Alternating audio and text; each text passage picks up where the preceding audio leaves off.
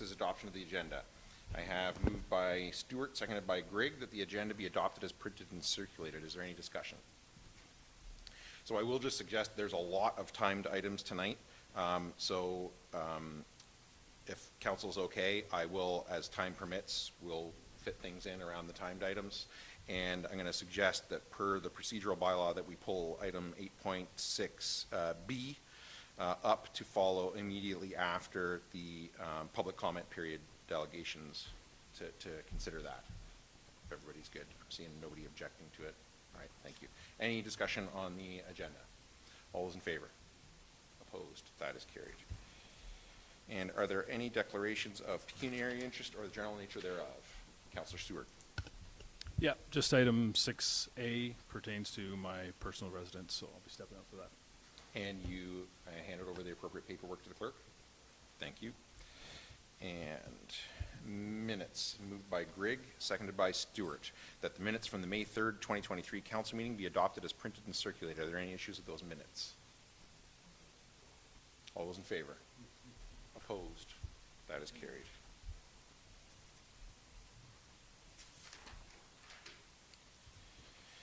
And until we reach our first timed item at 6:35, we will go down to department reports. And the first item is 8.2A, Recreation Department, Report 2023-052 from the Director of Recreation and Facilities regarding refrigeration capital project procurement results. Matt, is there anything you want to highlight for council before I ask them for questions? So as we went out and procured or worked on purchasing for these three projects, we did experience quotes coming back in over the estimate. I do believe that the prices we have received are good prices, speaking with other municipalities that are doing similar projects in this calendar year. But part of this is that our initial quotes for these came back in a couple of years ago. The material costs in some of these are of a more valuable materials, titanium, aluminum, especially with the chiller. So it's just a little more volatile in the pricing. The recommendation that I put forward is that we defer the brine header of the three projects. It's the least critical, also the quickest to complete potentially in the future, as it's manufactured by the installer. The other projects have to be ordered farther out and ahead. The dehumidifier in Tempsford was we coaxed it through the season last year. The chiller in Tempsford as well. This is a critical piece of the refrigeration equipment. This houses the majority of the charge of ammonia inside the facility, and that's why at life cycle I really do want to replace this and want to proceed ahead with those two projects. I will, in notes in here, but I'll be doing a detailed condition assessment on the brine header in Embro, and we'll bring that back for the 2024 to 2033 capital budget deliberations in the fall. Questions from council on the report? Deputy Mayor Grigg.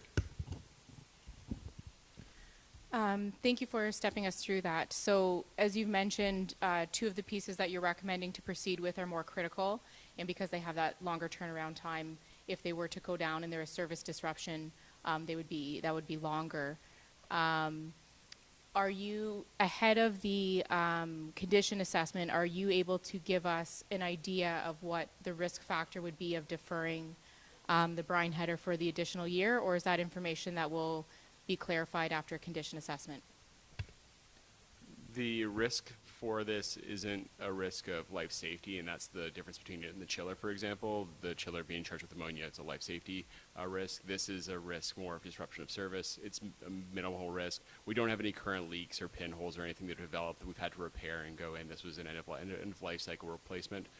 So we're not anticipating there would be a service disruption in this next year because of this, but it forecasted the end of its life cycle coming up now this year.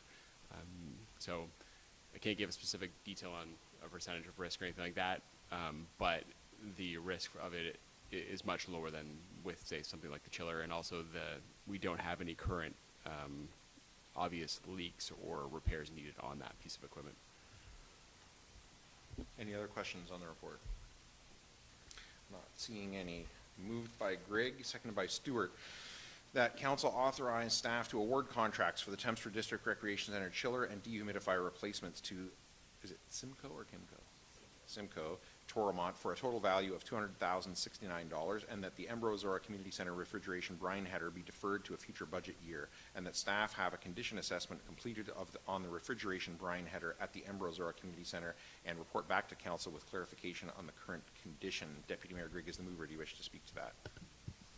Yeah, I think all of this seems reasonable. I mean, it's unfortunate that the costing of this has increased as much as it has, but that's no different than pretty much anything that we've been purchasing in this past couple of years. I think what I am slightly uncomfortable with is when we've set an intention to replace a piece of an equipment because timeline-wise, this is what we were anticipating and planning for, deferring it for a year. Even if it is just a disruption of service, ideally we'd like to be able to avoid any disruption of service.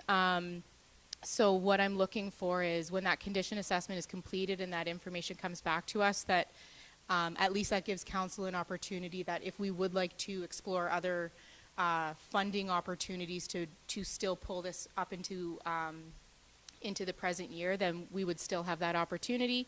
And if we're comfortable with what that risk is looking like, then we can do as this report has recommended and defer for the following year. Councillor Stewart as the seconder. Do you wish to speak to it? Anyone else? Councillor Mitchell. Yeah, when I saw the report, I questioned why the one of the three that actually came under budget was the one that we were recommended we defer, but Matt gave a good explanation that there's health and safety as well as service issues, as well as supply issues, so it makes total sense to go ahead with what he's recommending. Anyone else? I have two questions with respect to the motion. One, when might we see the condition assessment? The condition assessment should be completed in June, so I can include that in a future departmental monthly update. So part B then of that question, if council decided at that point in time that it was worth it, the risk, based on the condition assessment, the risk was significant and we wanted to proceed with it, would that still be time to do it in time for the 2023-24 ice season? Yes, it's an approximate 6-week lead time for that because it's a manufactured by the supplier, the installer Okay. item, so they can rush that for us and get that in if needed. And then my second question really is for finance. We don't have, my understanding of the report is that we don't have a specifically allocated reserve funds for this, but we do have general reserve. So I guess what would the financial impact be overall at the end of, say, the 2023-24 ice season if, when we got the condition assessment, council decided that the risk is significant, let's spend out of general reserve and we're then, if council was to then top that back up afterwards, overall, what would the net impact be when that was all done? There wouldn't be, because we're going to just take it, we'll request council to take it from capital reserves. We'll refund that reserve back in 2024, so the budget for 2024 will see an increase of that $50,000, so that'll be 0.5% then on the budget increase. So it would see that increase basically regardless of which year we did it in. That's correct, so we'll either 23 if we do it right now, or 24. That's Thank you. correct. Anyone else? I'm going to read the motion again and call the question. Moved by Grigg, seconded by Stewart, that council authorize staff to award contracts for the Tempster District Recreation Center chiller and dehumidifier replacements to Simcoe Toromont for a total of $200,069, and that the Embro Zorra Community Center refrigeration brine header be deferred to a future budget year, and that staff have a condition assessment completed on the refrigeration brine header at the Embro Zorra Community Center and report back to council with clarification on the current condition. All those in favor? Opposed? That is carried.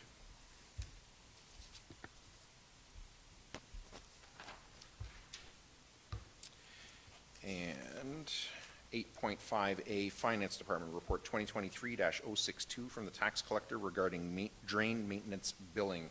Diane, is there anything you want to highlight for council? No, I do not have anything else. Questions from council on the report?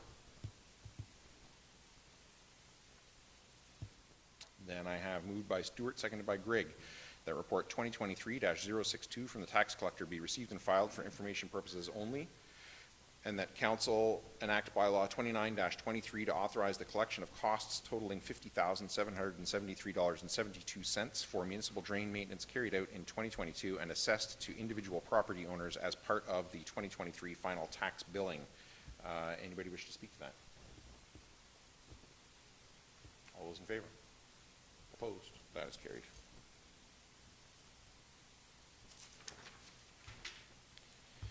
And we're going to jump over Corporate Services Department because we're not going to hit that until 7 and 7:30 respectively. I'm going to go down to correspondence. Well, should we go into closed? Yeah, we should. Yeah. We're going to go down to closed. So moved by Mitchell, seconded by Finch, that this closed session of council, oh, sorry. That's not in order.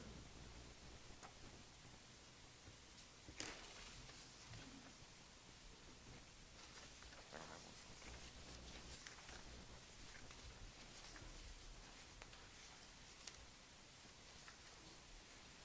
There it is, I got it.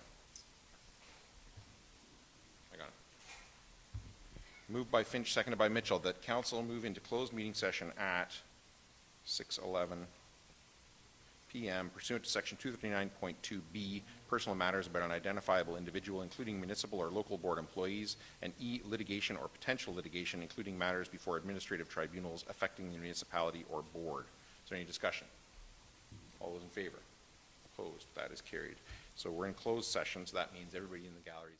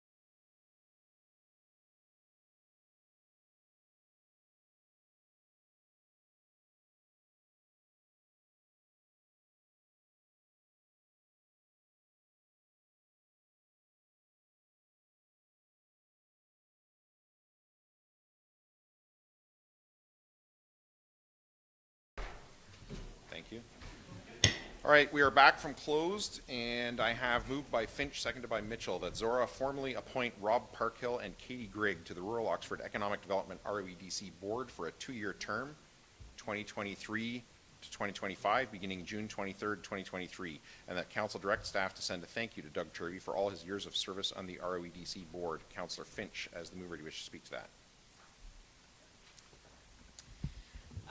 I think Katie is a great option to jump on this, as she was a business owner, like she said, and knows the struggles and benefits. And I want to say thank you to Doug for all his years, and good luck to Mr. Parkhill for another few years. Councillor Mitchell as a seconder. Anyone else? I will be very happy to sign a letter of thanks to Doug. If I'm not mistaken, he's been there, if not from the very beginning of ROEDC, very, very shortly afterwards. So we do owe him a debt of thanks for that work, and I'm fully supportive of the motion on the floor. Any other discussion before I call the question? All those in favor? Opposed? That is carried.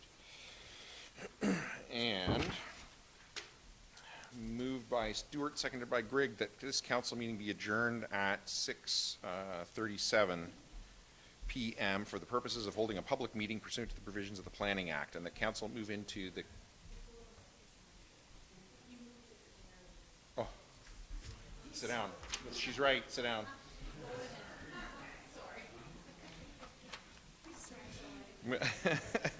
Moved by Stewart, seconded by Grigg, that this council meeting be adjourned at 6:37 still p.m. for the purposes of holding a public meeting pursuant to the provisions of the Planning Act, and that council move into the Committee of Adjustment for the purpose of hearing planning applications. Is there any discussion?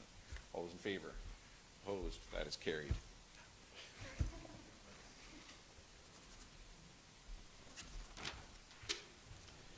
And we are then at item 6A, minor variance application A01-23 submitted by Kevin and Lindsay Stewart. And Spencer, what would you like to highlight for the committee before I ask them for questions? Thank you, Mr. Mayor. Good evening to council, staff, and members of the public joining us here tonight. The application before the committee tonight for minor variance affects lands owned by Kevin and Lindsay Stewart. And in this instance, they're seeking relief from the zoning bylaw as it pertains to two different sections. The first being to allow an accessory structure in an exterior side yard, and the second being just for the actual setback within that exterior side yard. As committee will note throughout the report, the one thing that's highlighted is really with respect to the overall size of the property. In Chelmsford, these properties east of the river do not have full municipal services, and as such, typically larger lot sizes are needed to accommodate dwellings and accessory structures. That said, we have circulated this application to building staff and other township staff and county staff. There is no issue posed with the structure that's being proposed in this instance. It's under 500 square feet. It meets the size provisions, and the setback relative to the existing septic system on the property is appropriate. We are supportive of the application tonight, and I'm happy to address any questions the committee might have. Any questions from Committee of Adjustment? Not seeing any. Does the applicant wish to speak to their application? Are there any members of the public here who wish to speak to this application? All right. Then I have moved by Grigg, seconded by Mitchell, that the Township of Zorra Committee of Adjustment approve application A01-23 submitted by Kevin and Lindsay Stewart for lands described as Plan 105, Lot 5, and Part Lot 4 in the Township of Zorra as it relates to 1. Relief from Section 5.1, Table 5.1.1.3, regulations for accessory buildings and structures to permit a structure accessory to a residential use detached garage within an exterior side yard, and 2, relief from Section 11.2, Table 11.2-R1 zone provisions to reduce the minimum required exterior side yard width from 10 meters, 32.8 feet, to 2.4 meters, 7.8 feet, to facilitate the construction of a structure accessory to a residential use detached garage, subject to the following condition. I, that the proposed relief shall only apply to an accessory structure detached garage of the approximate size and location as depicted on Plate 3 of Report CP 2023-147 to the satisfaction of the Township of Zorra. Deputy Mayor Grigg, or Committee Member Grigg in this situation, do you wish to speak to that? Committee Member Mitchell. Anyone else? All those in favor? Opposed? That is carried. And moved by Grigg, seconded by Stewart. Oh. Oh yeah, thank you, thank you.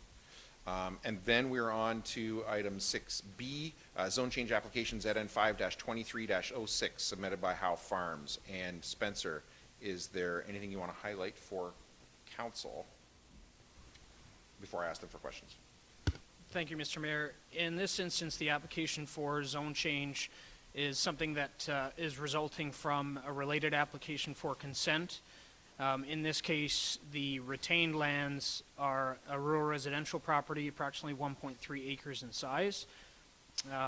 The amount of farmland that was included with this retained parcel is minimized to the maximum area needed for the dwelling, the garage, and the septic system.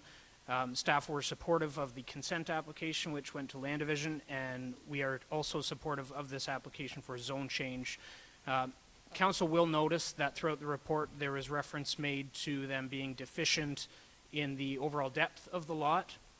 We are satisfied that the reduced depth of just over 44 meters as opposed to the required 80 meters is appropriate. There's sufficient area maintained on this now rural residential parcel for parking, amenity space, and otherwise.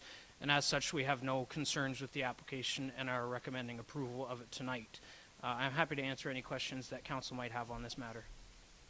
Thanks, Spencer. Questions from council on the report? Not seeing any. Is the applicant here and wish to speak to their application? Are there any members of the public who wish to speak to this application? All right then. Moved by Grigg, seconded by Stewart, that pursuant to the Planning Act, the public meeting be adjourned at 6:43 p.m. and the regular meeting of council be called back to order. Is any discussion? All those in favor? Opposed? That is carried.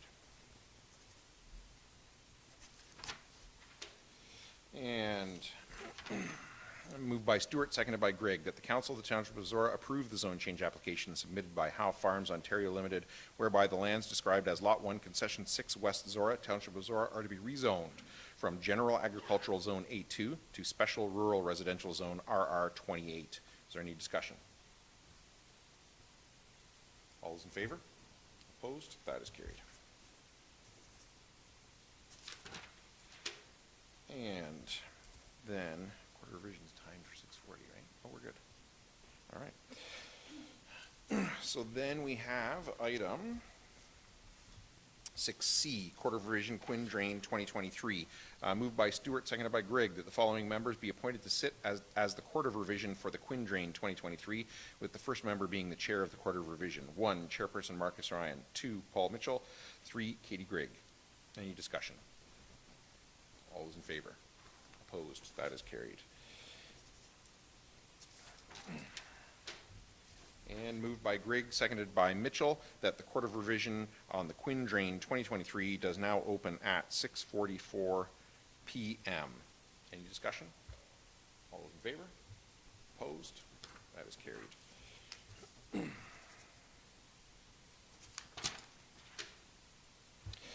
And I will turn it over then to the mics. I don't know if, Mike, you want to speak to it first and then hand it over to Mike, or?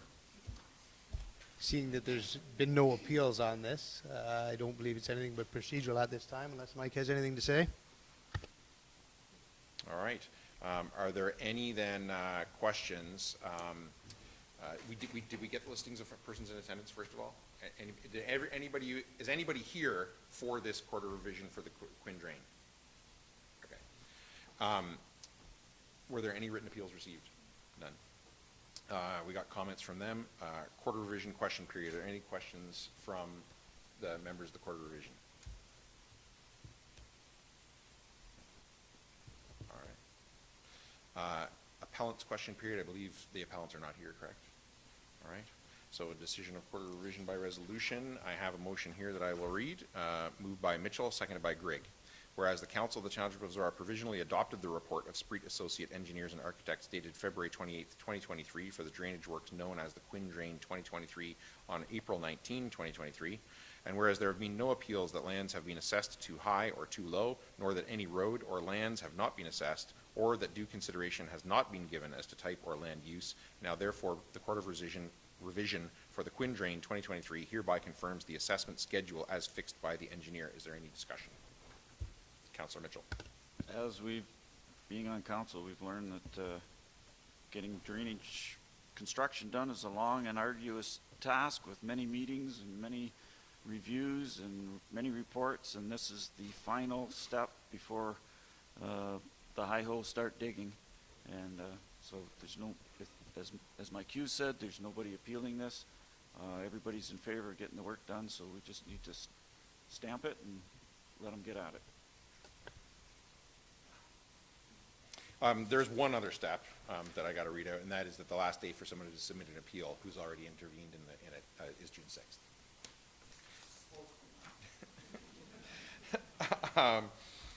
Any further discussion? All those in favor? Opposed? You don't get to vote. It's carried.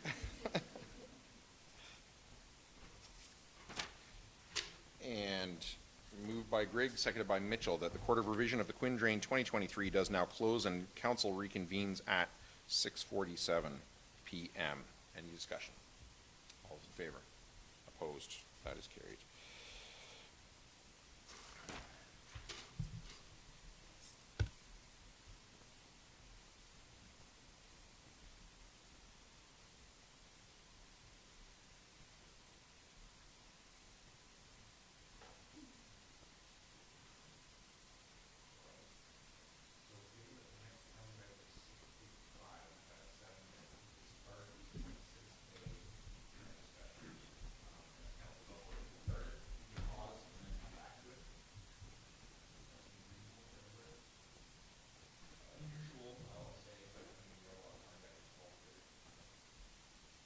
I could quick give my Upper Thames report if we're looking for a time filler that doesn't need to be interrupted.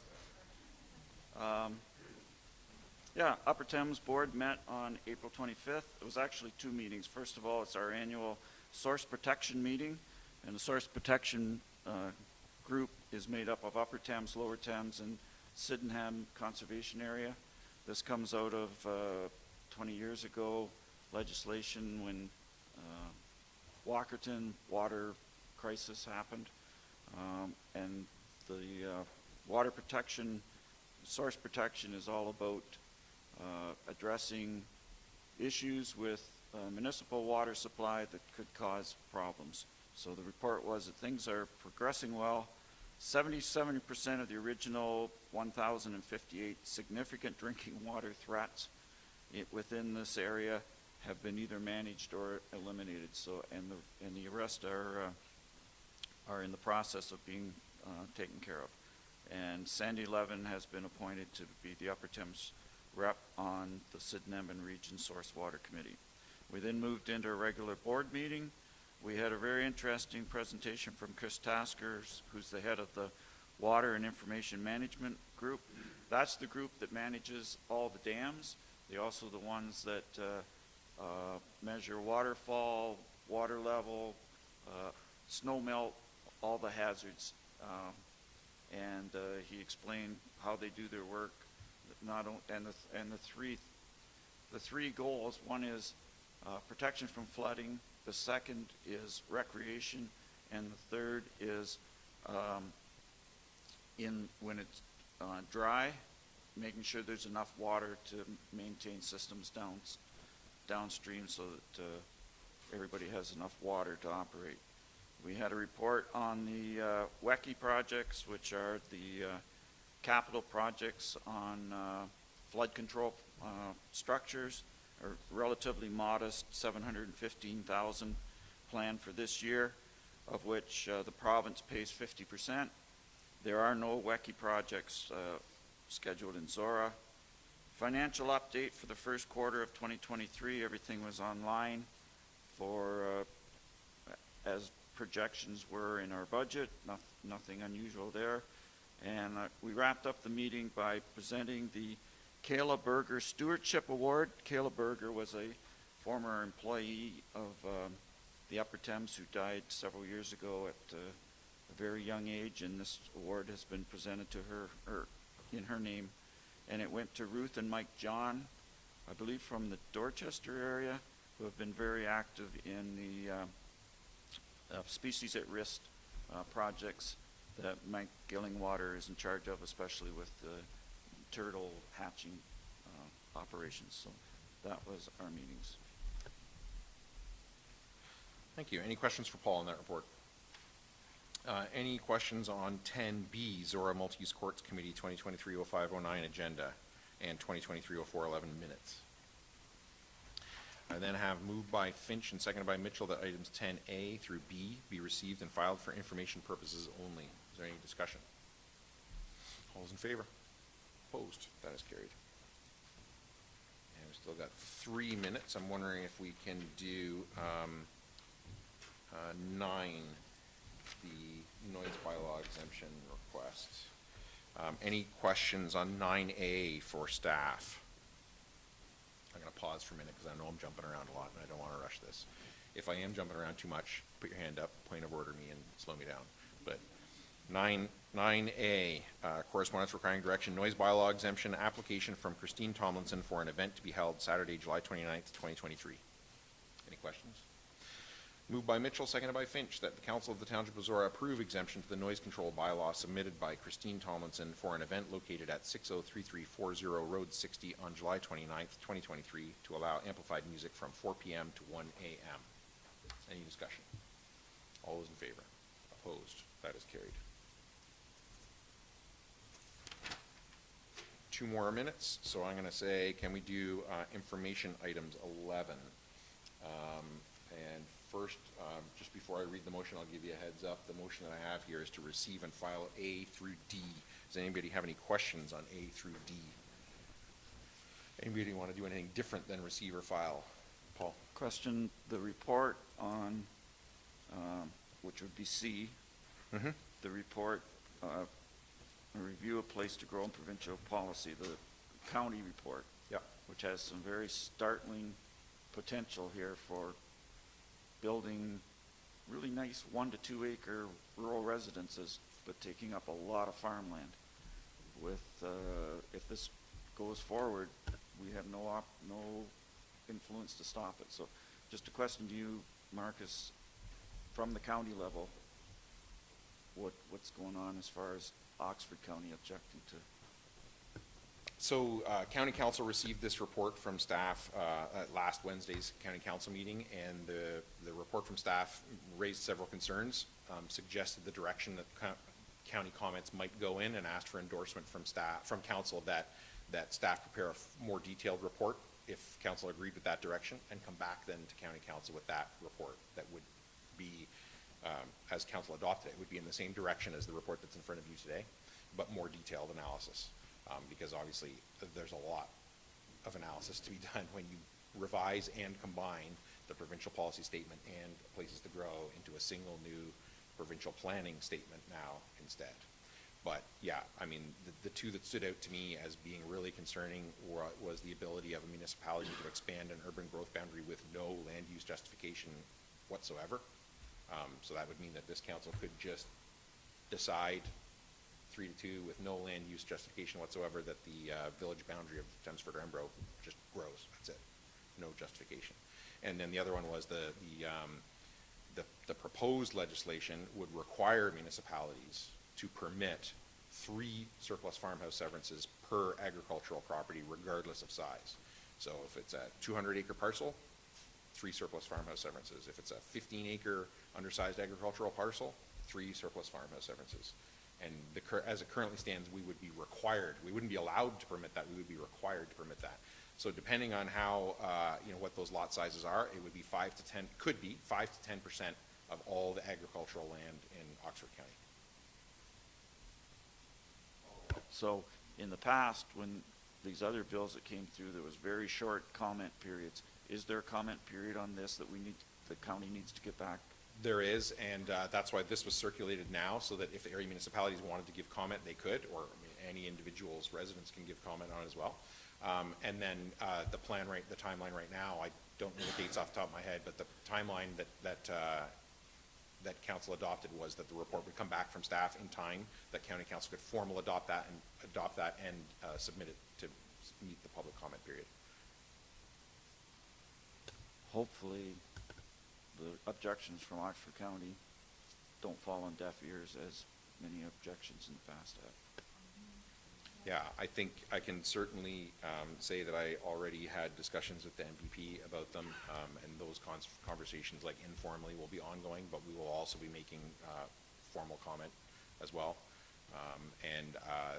Part of, I don't know if you noticed in the report, but part of the suggestion from county planning staff on this was that we attempt to reach out to our municipal partners throughout southwestern Ontario and the rest of Ontario and present a unified response to the province on this. So that's going on right now, both at the planning staff level to all the other planning departments in the province, and also at the political level through the Western Wardens Caucus.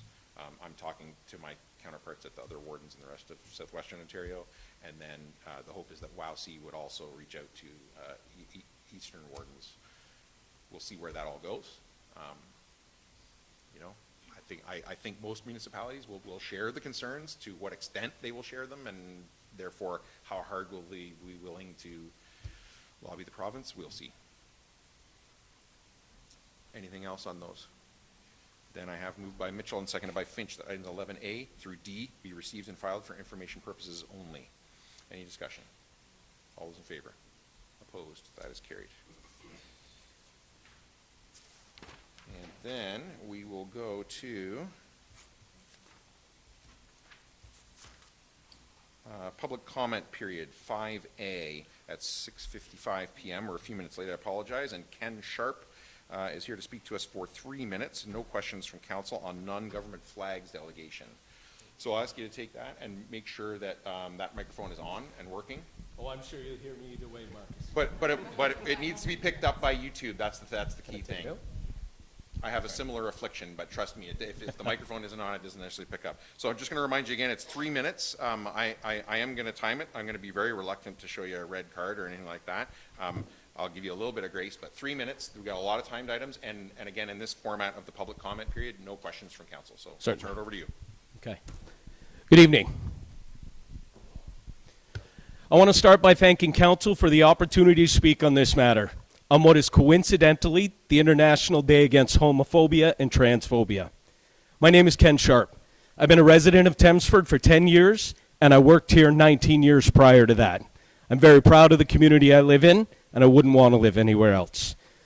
I'm here to ask this council to send a strong message to any person who wishes to attack the core values that should be at the very foundation of Zorra Township. Recently, council has been asked to reconsider banning the display of non-government flags and those of political and special interest groups in or at government spaces.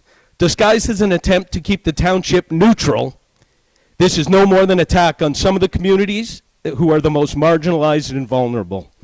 I find it shameful that any person or group of people in our community would come forward and openly spread hate and bigotry.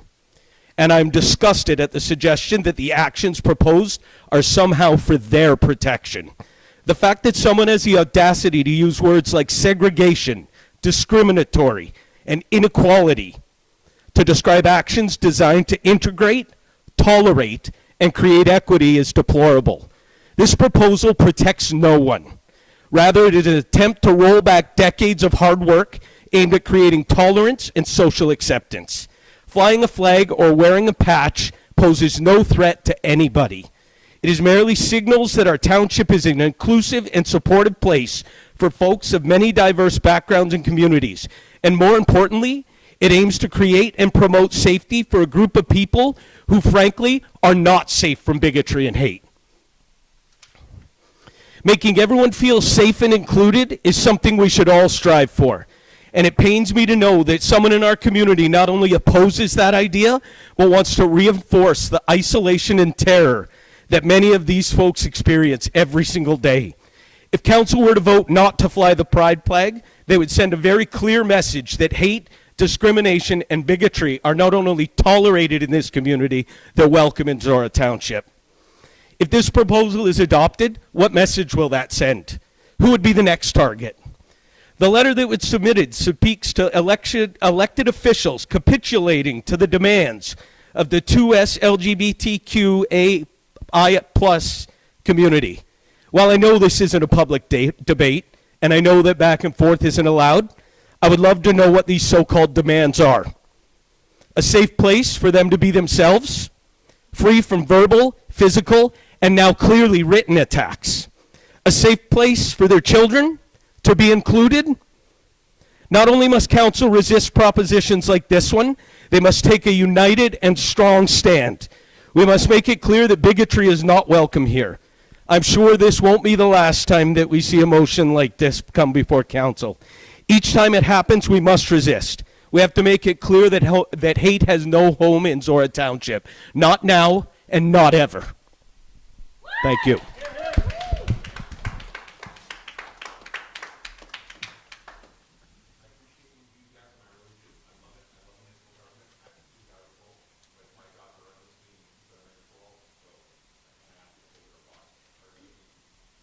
Next up at 7 p.m. is Kayla Hamilton, Embro surplus land.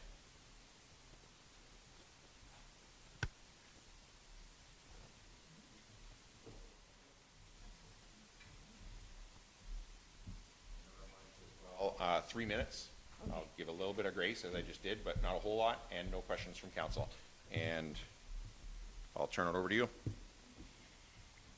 Hello, my name is Kayla Hamilton, and tonight I hope I can encourage council to vote no to declaring necessary community green space, which is directly beside valuable agricultural land, surplus to the needs of the community. Council, you and I agree there is a housing crisis in Ontario, but maybe council is forgetting there is also a global food crisis, a climate crisis, and a growing mental health crisis. To quote a May 14th, 2023 London Free Press article titled "Ontario Homes Bill Could Cost Oxford County 10% of its Farmland," Councillor B. Wheaton acknowledged the need for more housing, but questioned why the province would prioritize placing people next to farmland. We wouldn't build 18,000 units right next to any other industry, so why would we consider putting 18,000 units next door to an agricultural industry that is key to Ontario's economy? Council, I understand that 18,000 number of units is based on all of Oxford County, but with respect to Zorra, why would council vote yes to declare land surplus with the purpose of medium to high density housing right next to valuable agricultural land? If farmers feed cities, but our governments and councils pursue irresponsible growth at the expense of our green space and eventually our farmland, who will feed the cities? Decisions need to be made to meet the different pillars of wellness for our community. Declaring Embro's necessary green space surplus fails to protect the environment and will negatively impact our current climate crisis. It also risks our community's need to take care of our physical, social, and mental wellness. This recreational green space is enjoyed in many forms by many members of our community, some of whom are here tonight. Whether it is a young boy going for a nature walk or two old friends catching up while they snowshoe. It's home to the agricultural fair and, of course, host to Embro's historic Highland Games. We call it green space or recreational space, but it is not just that. This land is the embodiment of the community of Embro. This land is not surplus to the needs of this community, and for council to declare it so would be a huge loss for past, present, and future citizens of Embro. Thank you.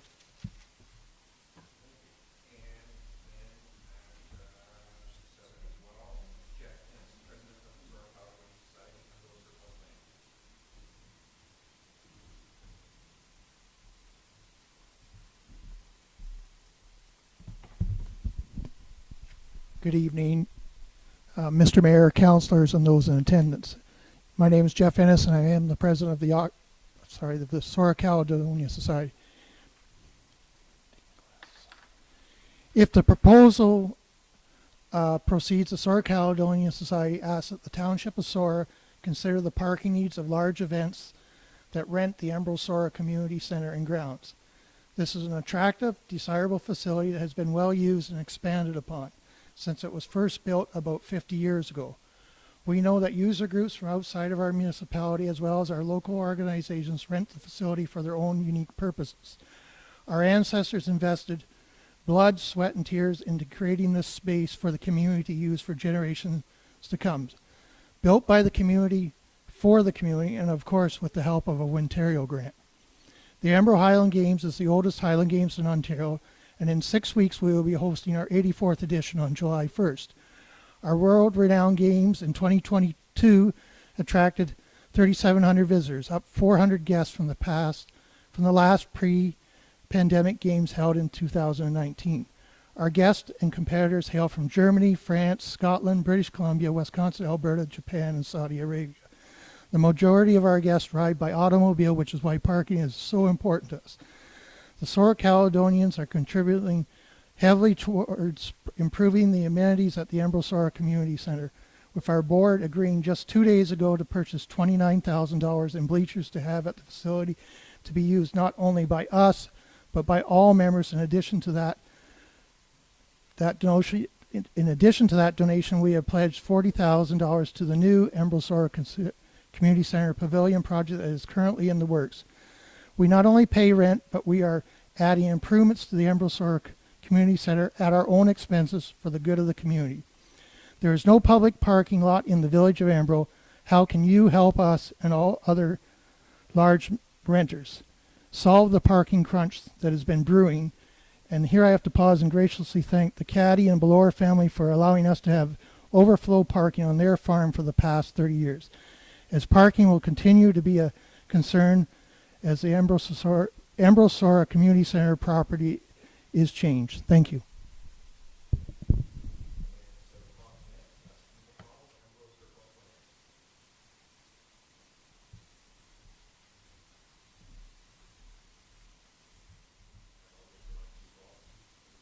I'll just remind you as well, Steve, 3 minutes, and then no questions from council. Turn it over to you. I'll be short, as usual. I'm pretty sure almost everybody in the room knows I am a Caledonian, but that was Geoff's job to talk. I'm just going to speak for myself and the residents. Number one, I am 200% for more residential or apartments or anything, more living space in the village. Point number two is I do not like the choice of this surplus land at the end of the community center. I think I'll say it breaks my heart when I consider sitting on the past council last term. It was my impression our mantra was build in, build up, not out till all those options are exhausted. And I remember well all the calls we got from elsewhere in the area throughout the township. We need more parks. We need more green space. We need more trails. So in my opinion, declaring that little chunk of land at the south end of the community center just broke all those mantras, I would say. And if it does go that way, it will disappoint me greatly, and I think most of the other residents. That being said, and this is strictly an opinion, I'm not answering a question or expecting an answer. Why can't the current council, it's my opinion that the county is doing the elbowing in the ribs here for the township to do this, or vice versa. I'm not sure. Why can't the county do exactly what the past council did at the Maple Leaf property? I can think of 4 or 5 other sites within in the village. Some need a couple little bits of demolition. Some are wide open. Buy the property, cherry pick your own developer, get exactly what you want. Small 1-bedroom, small 2-bedroom, build up, and go from there. And that's all I have to say.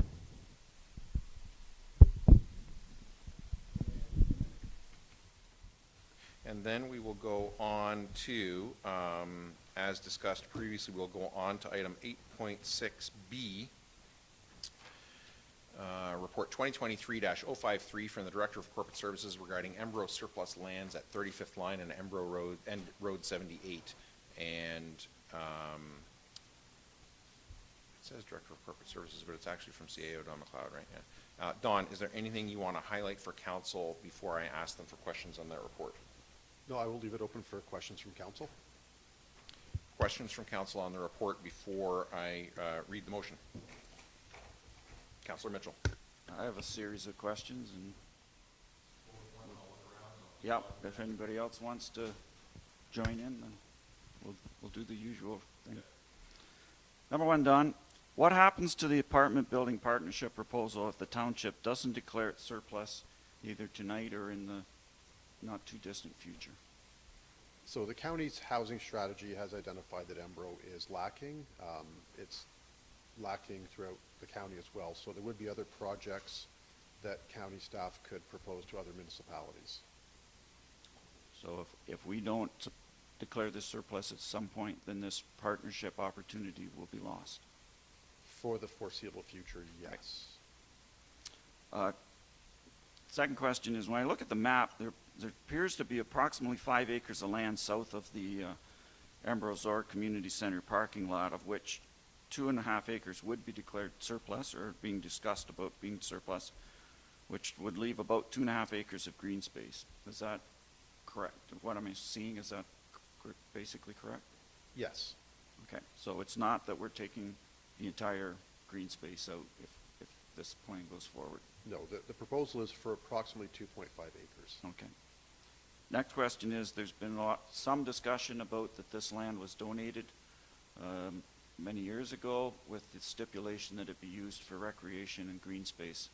So to follow up on that, what year was the donation made?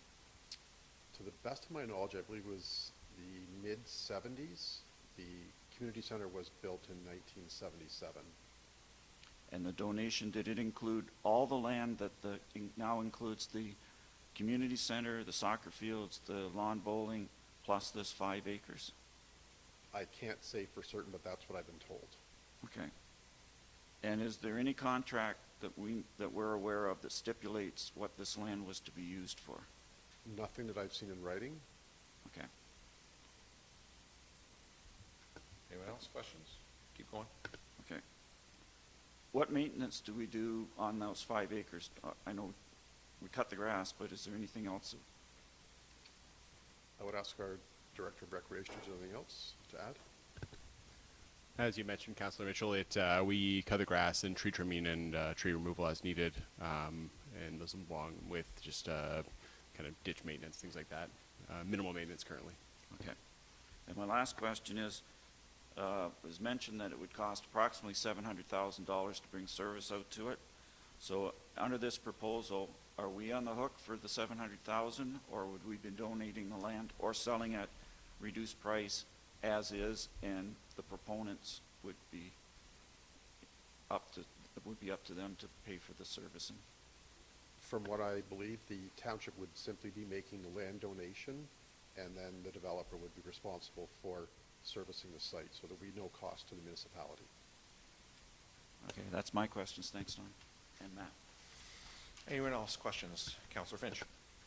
I don't know if they're for you, Don, or Rebecca.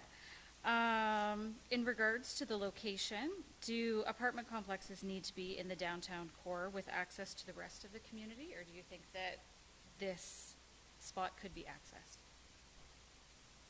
So at present, there are no sidewalks to the site. The Director of Director of Public Works has looked at this. We don't have any hard numbers yet, what it would cost to extend sidewalks or a walking lane similar to what we have now on Commissioner Street from the extension out to 35th Line. And do we know the impact on the agricultural lands around this area, like the MDS and stuff? So right now, because the planning boundaries of Embro encompass these lands, any farming operations they're already compromised, so there would be from the recreation lands, there's a doubling distance for the installation of any new livestock operations. So it won't stop farming, just the building of any new intensive livestock operations would have a doubling distance from MDS. Can I just, before Yep. you go on, I would follow up on that. So it would be doubling because of the recreation land. If that land was rezoned to residential, would the doubling be reduced then with respect to that specific parcel? Just to that specific parcel, but anything surrounding it is still zoned and designated recreational, so it would be a doubling distance from there. So there would be a slight change in the arc going out from that property. Sorry, Mitch, I just wanted to clarify that as a follow-up to yours. Next question. So declaring the land surplus prematurely, would that open the land up for rezoning, or at some point can we bring that back to recreation? So the step of declaring land surplus is only stating council's intention to do that. So until such time as the property is put up for sale or it's donated, it remains vested within the municipality. So it's more of a paper trail to make sure that we have this covered as per the requirements of the sale of land policy, and that's also in accordance with the municipal act. Okay. And last one, I had an email question on the speed of housing projects. Makes this person think that there's business taking place behind closed doors. Can you clarify why The only speed with this project is making sure that the township has an opportunity to tap into the county's funds that are available for these types of projects. So there'd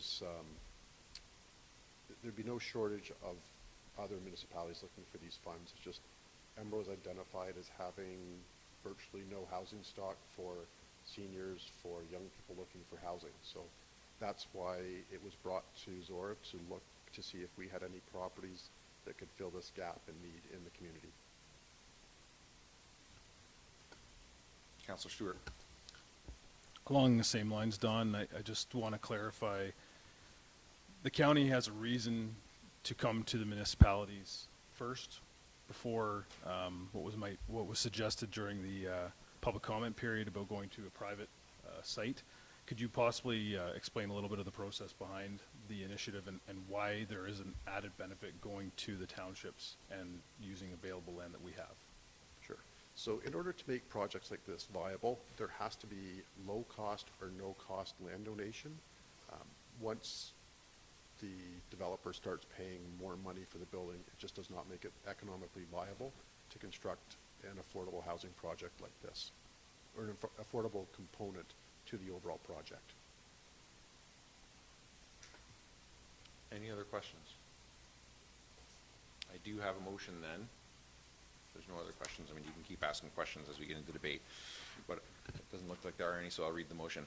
Moved by Finch, seconded by Stewart, that council defer report 2023-053 and township staff be directed to further investigate alternate locations for the Embro housing project and provide a report for the June 21st, 2023 council meeting, and that Zorra Fire and Emergency Services be requested to provide a report at the June 21st, 2023 council meeting regarding potential use of the existing Embro Public Works shop as a possible replacement site, and that township staff prepare a cost estimate to extend the Commissioner Street sidewalks in Embro west to the former Public Works yard, and a further estimate to extend the sidewalk from Commissioner Street south along 35th line to the Embro Zorra Community Center at the June 21st, 2023 council meeting. Councillor Finch, as the mover, do you wish to speak to that?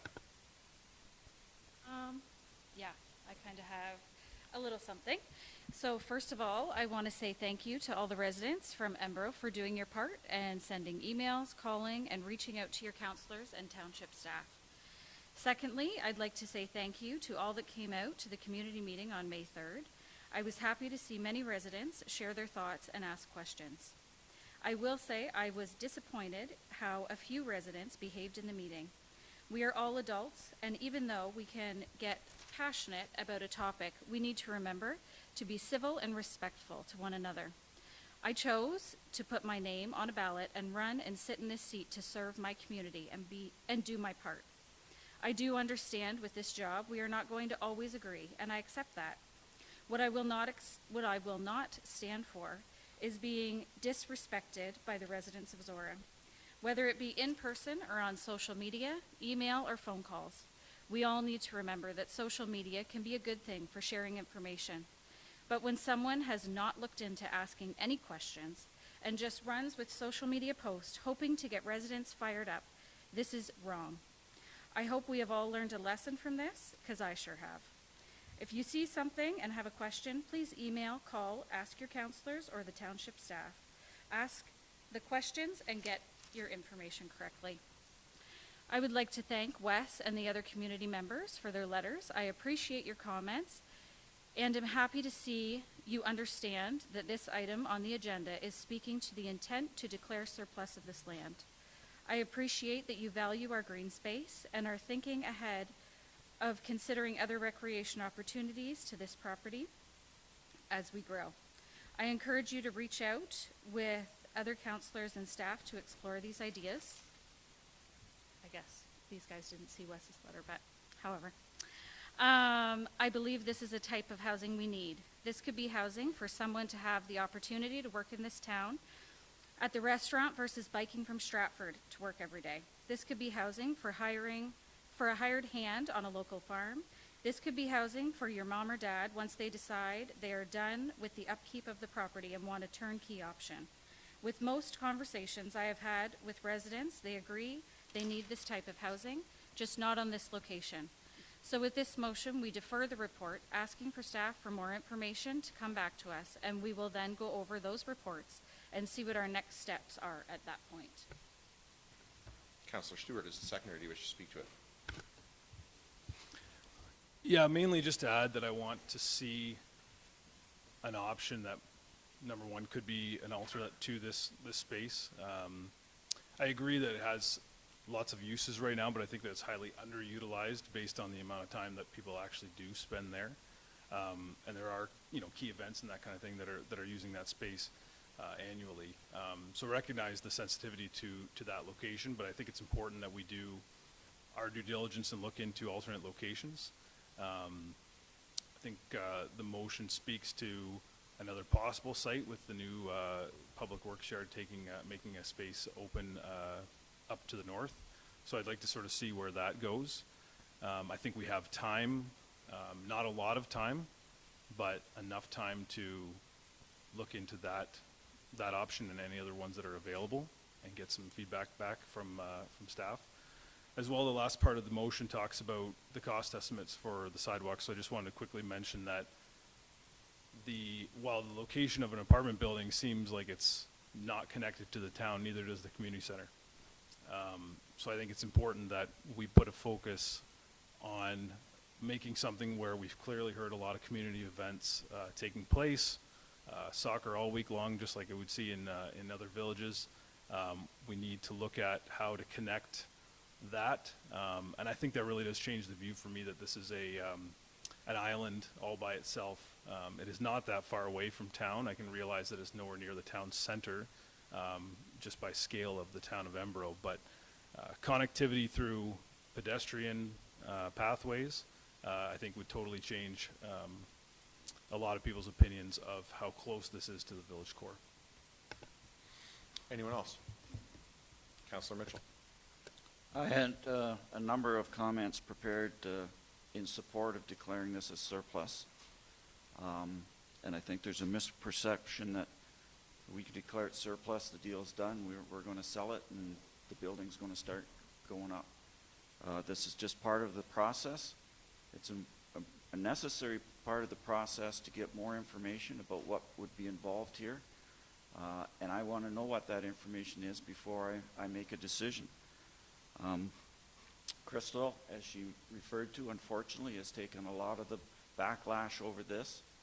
And so I will support the motion to defer based on what she feels is the best way to handle this. I'm not sure how much more information that our staff can provide at this point towards the final decision. Certainly what is being asked for will be helpful, but we still need that further information from the county level to make the full decision. So I will hold the bulk of my comments until we consider this again. I think my comments will be just as valid at that point as they are now. But there are 2 points I would like to make right now. And one is, I too have concerns about this project. I am a small government guy, and I am nervous when governments get involved in situations which are traditionally supply and demand markets. They don't always go well. The one in Thamesford did go well because the Maple Leaf Foods, who own the land, were quite happy to sit there and watch 100 acres sit vacant and a whole bunch of buildings that were abandoned decay and become dangerous and liabilities. And so the township stepped up and made that project. We now have an opportunity to do something similar in Embro. But as I say, I'm concerned whenever government gets involved in these types of projects. But I'm also open-minded enough that I don't want to kill this project to this point by saying that we're not going to declare this surplus. When we get the information back, it may turn out that this is the wrong location. There may be a better location. This may be the wrong project. But we need that information to make that decision. And the other point I would like to make is there's been a lot of comments made on this, but also on other decisions that we've made over the years, is council has to vote a certain way because that's what the community wants. And I'm glad that community has been involved in this, that they've put their input into it in various forms. But the community, the 5 of us were elected to make, we were hired basically for 4 years to make decisions on behalf of a community, and the community that we're working for is the entire township of Zorra, the whole 9,000 roughly people that are here now, and the ones that are going to be here in the future. And so we need to consider what's the best for not just the current residents of the most local area. We need to consider what's the best for the entire township. And if the community doesn't like the decisions we make in 2026, they have an opportunity to hire 5 new people to fill these seats. But for right now, we're the ones that have been hired to do this work, and declaring the surplus at some point to get the information is not going to make a lot of people, not going to make some people happy, but I think it's a necessary step. So I agree with the deferral, and I look forward to the further information and moving forward in some way with this project. Anyone else? Deputy Mayor Grigg. So it's a little bit tricky to speak to this because part of me wants to clarify some of the misinformation, but that's not what public comment period is about, and I'm definitely not going to address the emails that came forward. But I do think that relevant to this report that we're considering, it's imperative that we recognize the commitment that the county made to address a critical housing crisis that's impacting our communities, whether it's impacting us personally or not. That prioritization allowed for funding to be made available for county staff to identify projects across the county. That funding comes from, if you live in Zorra, you paid into this. This funding comes from everyone who pays their property taxes across Oxford County as part of the county portion of your property tax bill. So, you know, this is something that we are all committed to, whether you personally choose it or not. Our mayors that sit at our county councilors made this decision, and county staff have identified that it could be an Embro. So the housing project that could allow for potentially a retirement residence that has, you know, some of the market rental rates are still going to be out of reach for most of us, myself included, but some of them could be at an affordable rate, which is a slight decrease, still out of reach for many people who are experiencing the negative impact of our lack of housing supply. But it's still, it's positive, critical work that we're looking at here. So I was thrilled to see a proposal come forward. Is it the best location? We're figuring that out. And we're definitely listening to residents who have, firsthand experience. The best way to get this done and have the most positive impact for our communities with the least amount of financial investment is to identify shovel-ready lands that are at no cost to the project. When we look at redevelopment of a privately owned property, you're already, if you know of any business owner who has a vacant property who'd like to donate it and pay for that demolition so that we can then move forward with having something like this in place, that would be phenomenal. But that's just ultimately not how business works. And so the business model to move this forward, to have this kind of positive community impact, requires identifying some lands that could be made available. So, I think when we are comfortably housed, it changes how we review and assess a location and a proposal like this. I think most of us who are comfortably housed were fortunate enough to get into our housing at a time that you could buy a house for $150,000. And as we know, our next generation of us no longer has that luxury. So when our children can't get a place to live, but they need to be independent, where do they go?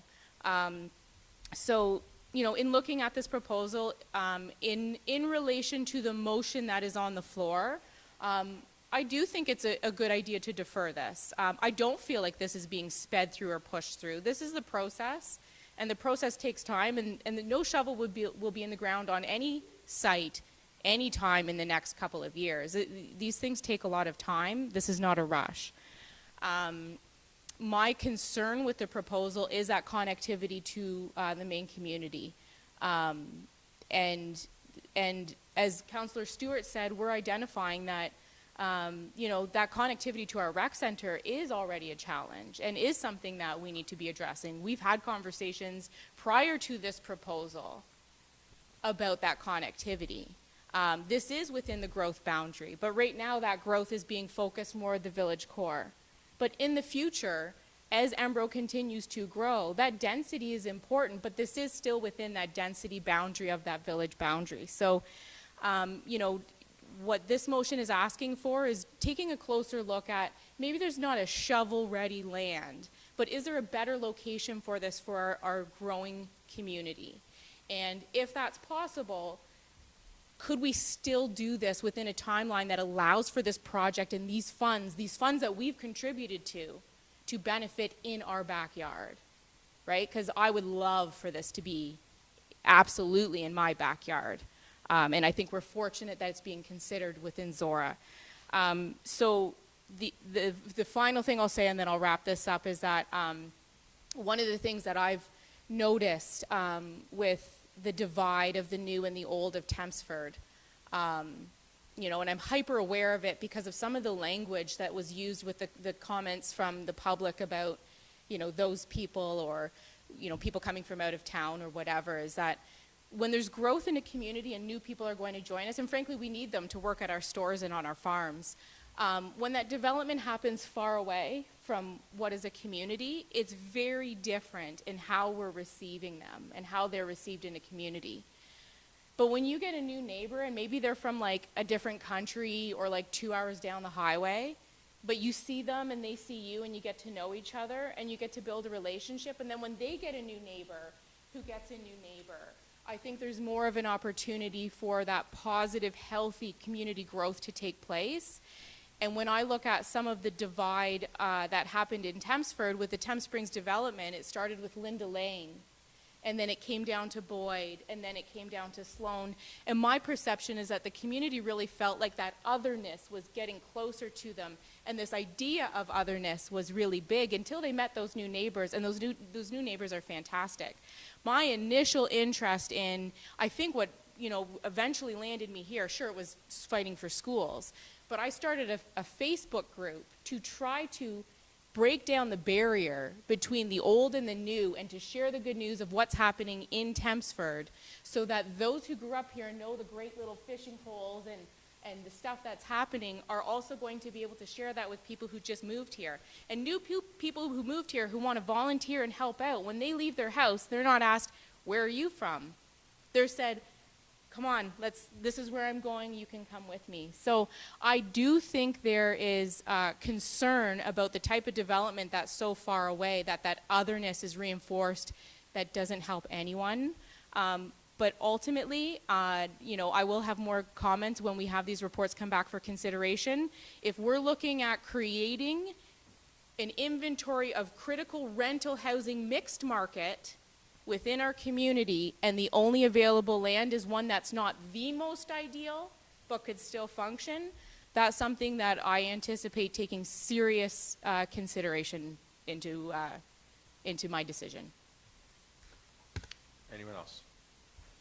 I'm not going to add a single thing to what the four of you said because I would only cheapen it. I'm going to read the motion again then and call the question.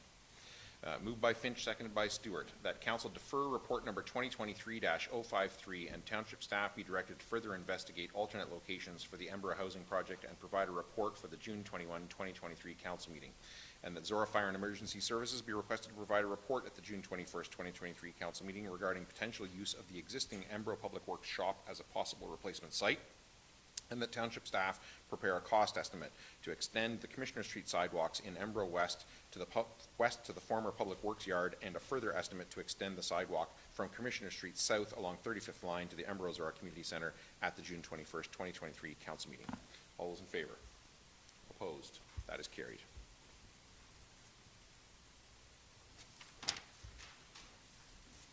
You're all absolutely welcome to stay and watch the rest of the council meeting if you want. But anybody who was here for the Embro surplus land designation, that business is concluded at this time. And 7:37, we will go to item, where are we here? 8.6A, 2023 to 2026 strategic plan. And I think what we'll probably do is we'll go at that until we get to the 8 o'clock delegation. Depending on how much time you all want to take at that, and if we can pause that before picking up again after delegation. So, Dawn, is there anything you want to highlight in that report before I ask council for questions? Nothing to highlight, just what we're looking for tonight is directions from council on each specific item, whether it should or should not be included in the 2023 to 2026 strategic plan. So senior staff looked at the majority of these requests or the submissions. We've given our comments, and now we're looking to see if council can also add their comments and whether it fits under the 3 pillars. Township staff did not look at the 3 pillars. We felt that was more appropriate for council to do.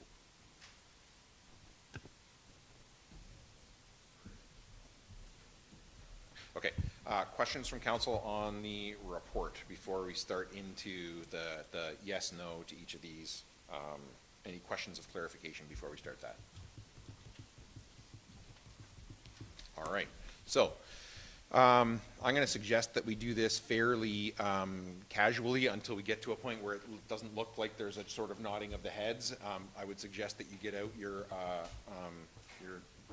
motions and be ready to write one in case we get to a decision point like that. But I think we'll just start going down these at, can we get them on the screen too? Are we able to do that? Thank you, Matt. I wasn't sure who was doing that. So item, I'll go down these like quickly, relatively quickly. I'll try and look around. I'm going to suggest that we assume they are in unless somebody says not. How about that? Does that work for everybody? Paul, you got a different idea? I don't really mind. I'm trying to just facilitate how you guys want to go through this. So I can if you want. So one. I mean, they are on the screen. I'm happy to read them. If everybody's gonna have to listen to me read them all, but I'm fine with it. One, have hearing assisted devices available at all meeting facilities. Yeah, as someone with 2 hearing aids, I'm a big fan of that one. It certainly helps me. I'm not seeing anybody saying no to that one. 2, better lighting at the intersection of Middleton and Dundas Street in Thamesford. It is far too dark for the amount of traffic the new development will create. Deputy Mayor Grigg. Well, I think this is a valid concern. I don't think strategic plan is the appropriate location for it. As part of the development, a traffic impact study should be flagging this, and if it doesn't, we do have our regular processes for resident engagement or as a counselor to have this investigated and have staff conduct this work. So I think I'm going to make one comment now about the strategic plan. I think that it would be ideal to narrow this down to sort of those overarching strategic priorities as much as possible, and let some of these, you know, while it's excellent feedback that probably came from a resident, channel it through the appropriate processes that we already have in place, and not have this bogged down with so many different pieces that it becomes almost, I find it more difficult to track when there's just so much content in it. I guess, so question to council and a question to staff then, would it be okay to refer this as direction to staff to investigate and leave it there and take it out of the strategic plan? I'm seeing nodding heads from the CAO, nodding heads from council, you're okay with it, so this one would be eliminated from the strategic plan, not eliminated as a concern for any in the audience watching, just eliminated from the strategic plan. So number 3 then, also the 2% levy imposed by the township a number of years ago for rural high-speed and or SWIFT projects be taken off of our taxes for the same amount of time it was collected. Until those funds have been returned to the residents. The levy was presented and implemented as a separate fund specifically for getting internet to rural areas. I've since learned that money has simply been absorbed and rebranded. This is, in my opinion, a breach of trust, predictable but still unacceptable. Councillor Mitchell. Yeah, we talked about this at length. We had funds sitting there, changes in provincial funding of internet has changed, which has impacted what's going to happen with this money. We have a funding crunch when it comes to the ZMF, and I think we made a good decision to use those funds in the best financial output or outcome for the residents. Yeah, I'll just add that I think we collected them with the right intentions at the time, and that it wasn't specifically confirmed that we're going to use it for any kind of financing on ZMF, but that it was probably the most viable option for it, and that we would reconsider that 2024. So I think that's a done issue, and we don't need to bring that forward on strategic plan. So I'm hearing 2 saying to take it out of the strategic plan, so we take that one out. Number 3 is out. Number 4, allow backyard chickens in all areas, size of housing and amount of birds to be determined by lot size. Everyone should have a chance to feed themselves. Chickens also reduce overall food waste heading to landfills and create excellent compost for an accompanying garden, among other many positive benefits. Bringing food production closer to home helps meet sustainability goals by reducing carbon footprint of food delivery systems and creates a buffer to any food insecurity issues that may arise in the future. Anyone? Councilor. Go ahead, Katie. I was just going to say, this would take a notice of reconsideration is in the notes. This is something that was already considered. Reports were drafted, council considered and made a decision. So we already have a process in place. This isn't a strat plan item. This would be someone would have the ability to come back and make a delegation to ask for reconsideration. So please remove, if there's consensus. I'm seeing 3 nodding heads. Councilor Stewart. I'm not necessarily in agreement, but I'm also in agreement that the next step would be to bring it back in a separate step of reconsideration. And I went back and looked at all the facts that were brought up last year. I'm not totally on board with everything that was there. So there are some people asking, separate from just this one. In the future, it may come up again, but I don't think it's part of the strategic plan. So we're striking that one then. And then 5, finally implement a social media policy for township workers, councillors who specify in their username that they are affiliated with the township or the county only engage in municipality or county-related discourse, personal opinions, election candidate advocacy, and any other non-township county-related topics ought to be limited to personal non-affiliated accounts only. I'm 99.999% sure that this is aimed at me. So We do have some policy in place, and also strategic plan is not a tool to use to try to attack individual members of council. anyone else? Councillor Mitchell. I would agree. It's not something to go in the strategic plan. I think it's I'm seeing nodding heads. yeah. It's out. 6, community partner program, community fundraising initiatives, 3070 funds, assets are transferred to the township as part of the asset management plan. Thoughts on that one? Councillor Mitchell. that's kind of what we've evolved in the various projects. We've come to that number.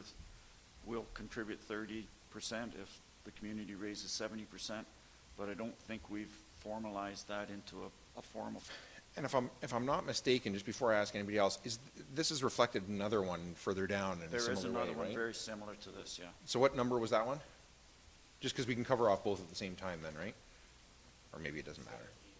17?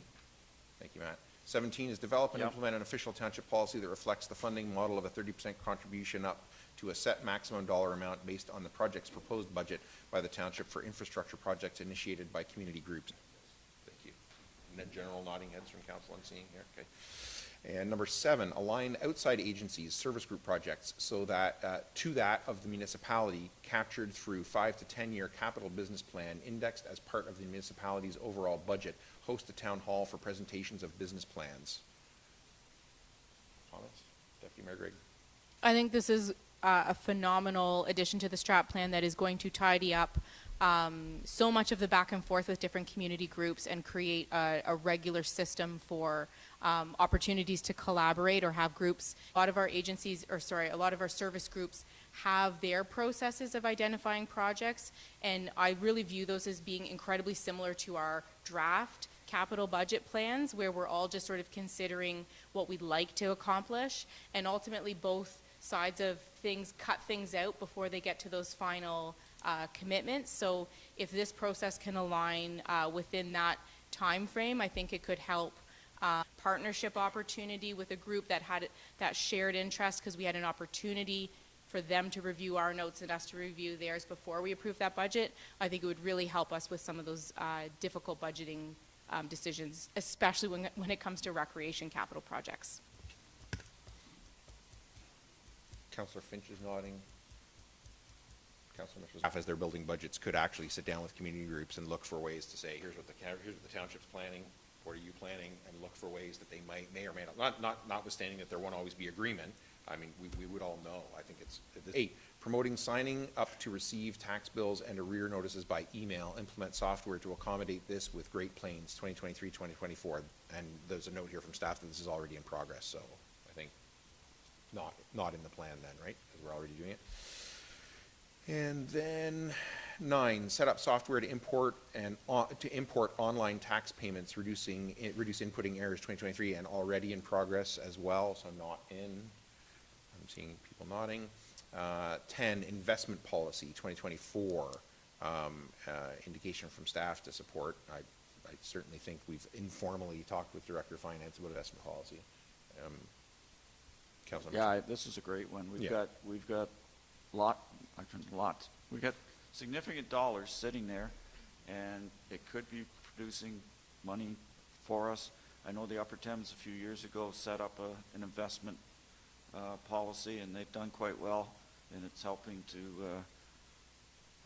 deal with some of the financial issues they have. So certainly, if you've got money sitting there, get as much back from them as you can, and especially now GICs are not totally terrible, but if there's something more adventurous but still safe.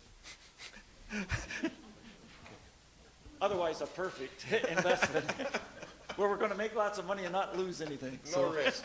But no High pressure, return and no risk. pressure, Diane. Just to decide, the Director of Finance has already undertaken that, and we've invested, I believe, $5 million this year at a return of over 5%.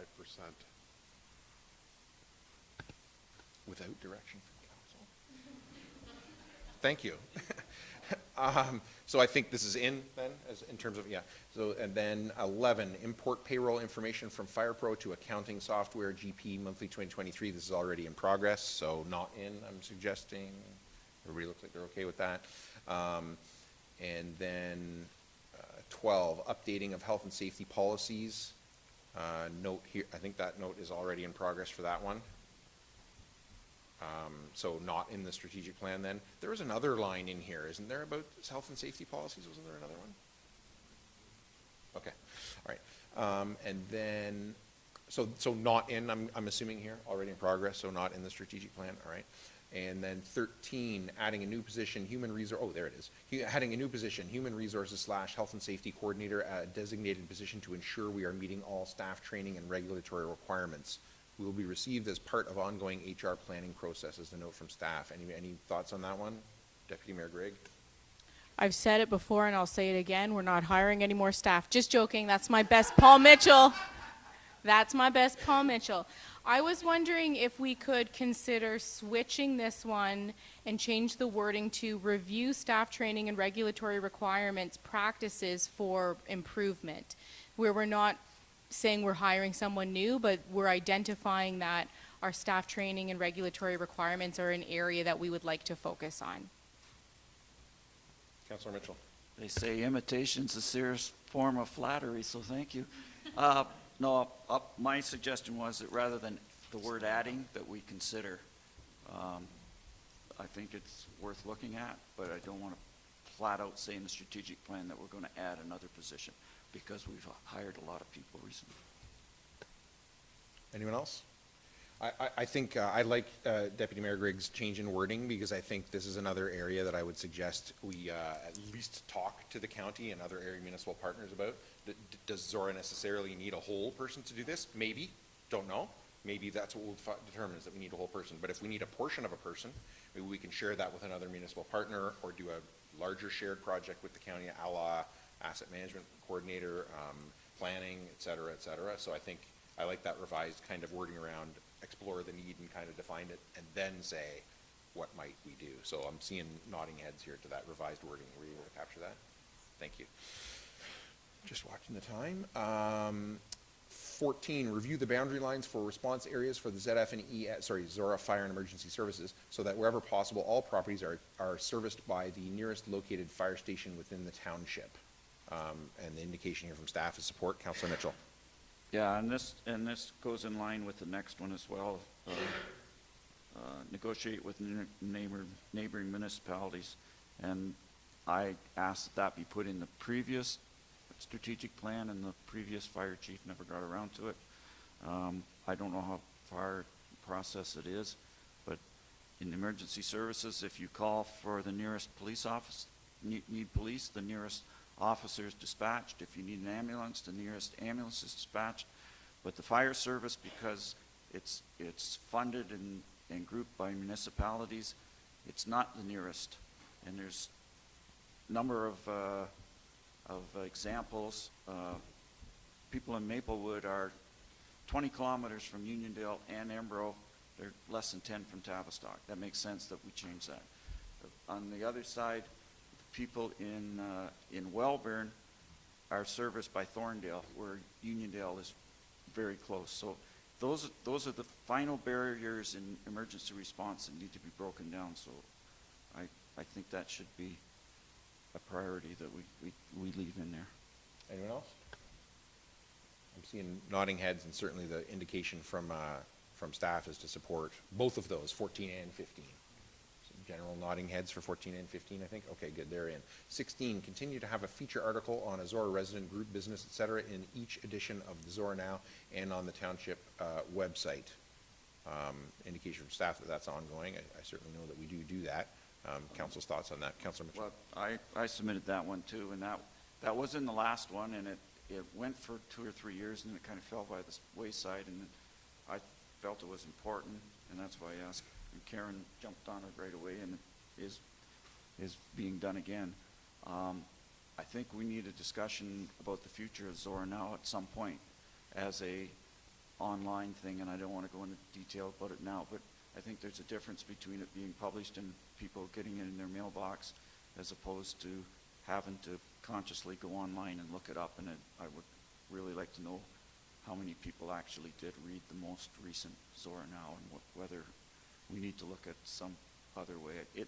It's a great little magazine. It has lots of great information, but if we can't afford to send it out, we may have to look at something else. Anyone else? Do we want this in the strategic plan or not? Deputy Mayor Gregg. Can I propose that, because the future article was there, if it wasn't there for a bit and it's back, but this separate discussion about Zorra Now, and we already know that staff are going to be bringing something forward for us to look at, because there have been some changes. What about not including this one, but perhaps replacing it with review the delivery of Zorra Now, with a commitment to municipal communications or something of that nature, that, you know, we're committed to reviewing. When I say delivery, I don't mean delivery, I mean the delivery of the content to residents, and then what that specifically ends up looking like and what's included or not included can be considered at that time. Yeah, I would like to see it as a broader, like, sort of review of communications and, you know, what communications is actually effective. Like, I mean, that's a hard thing to measure, right? You publish a thing on social media, and even to the extent that you can get metrics for that, you know, if somebody sees it and scrolls, we don't know, right? But I think, well, I guess you kind of can know. But I would prefer to see this as some kind of more broad communications review than specific to Zorra Now, right? I mean, we could communicate in every way that everybody wants to communicate, but some of them are going to be just a waste of our resources to do, and some of them, you know, might be, you know, easier and cheaper for our staff to do and more effective as well. So I'd prefer to see it as an overarching communications review that would include this. What about review delivery of municipal communications in relation to Zorra Now and broader communication strategies and practices? I mean, I certainly think staff will do that work then and bring us reports. Nodding, okay. I'll send We're that. good. I'm just sending them to Maggie. Is that okay? Even better. Where am I at now? 17. Develop and implement an official township policy that reflects the funding model of oh, we did that one, right? 18. Upon completion of the Zorra maintenance facility, a detailed report on the construction and financing costs of the ZMF be made available to council and the public. I know that. Yes, Councilor Mitchell, sorry. So this one on the ZMF, the report on ZMC,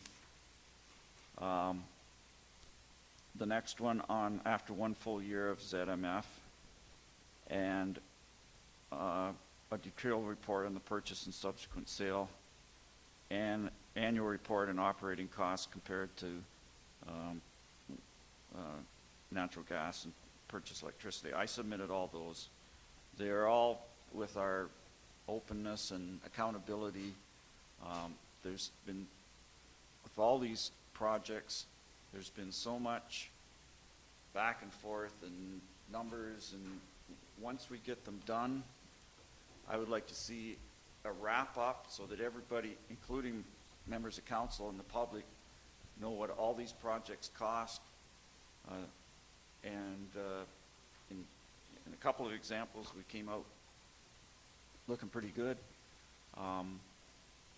But I know Katie has some thoughts, and my work schedule has prevented us from comparing notes on this, but perhaps there's another way rather than adopting these as they are presented.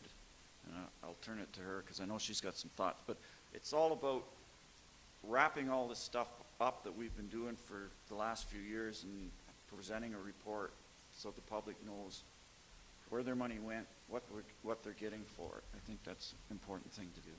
But Katie, I'd like to hear what Katie has to say. So I would suggest that we put a pin in these ones. I have a couple further down the list that speak to them.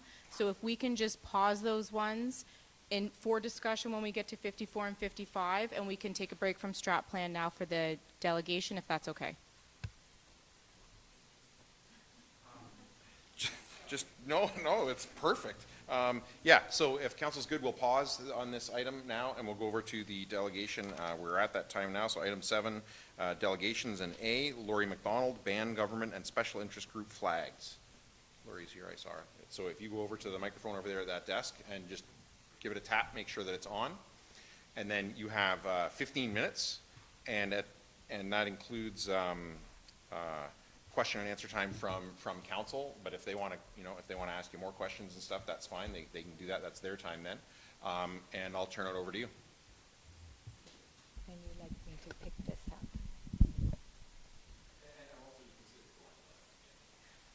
Thank you. I've been sitting quite a long time tonight.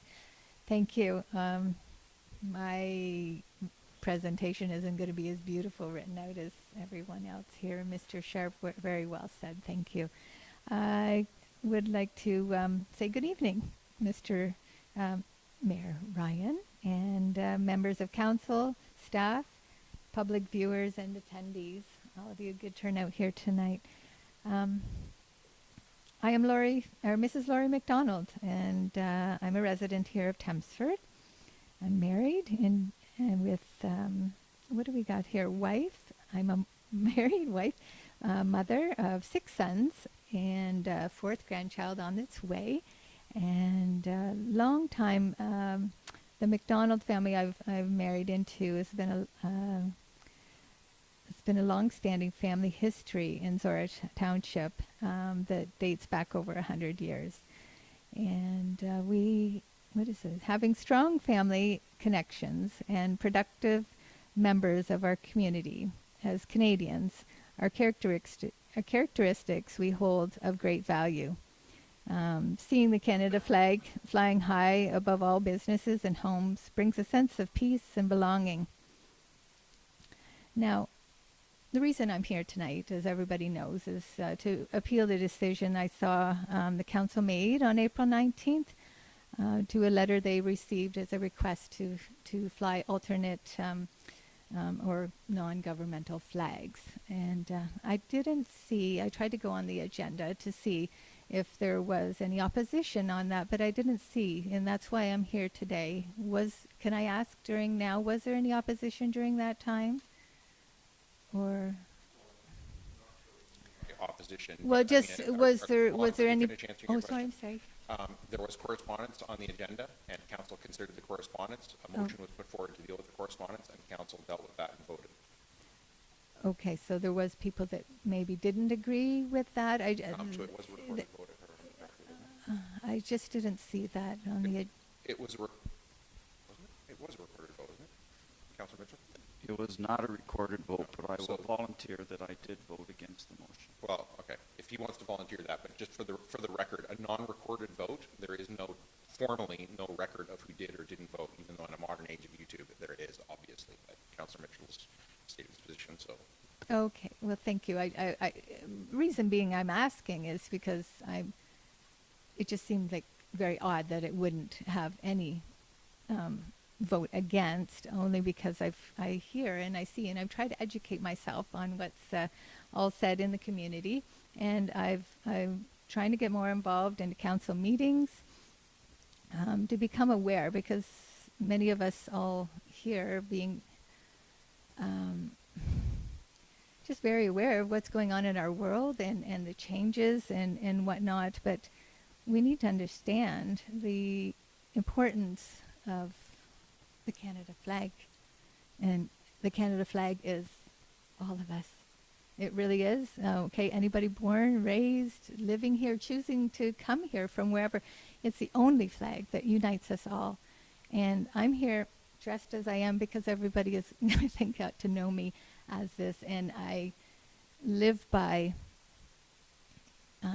instead of by my words, I live by example and how I treat people and how I get involved in the community and lift everybody up that I see as positive as possible, because it is a really tough.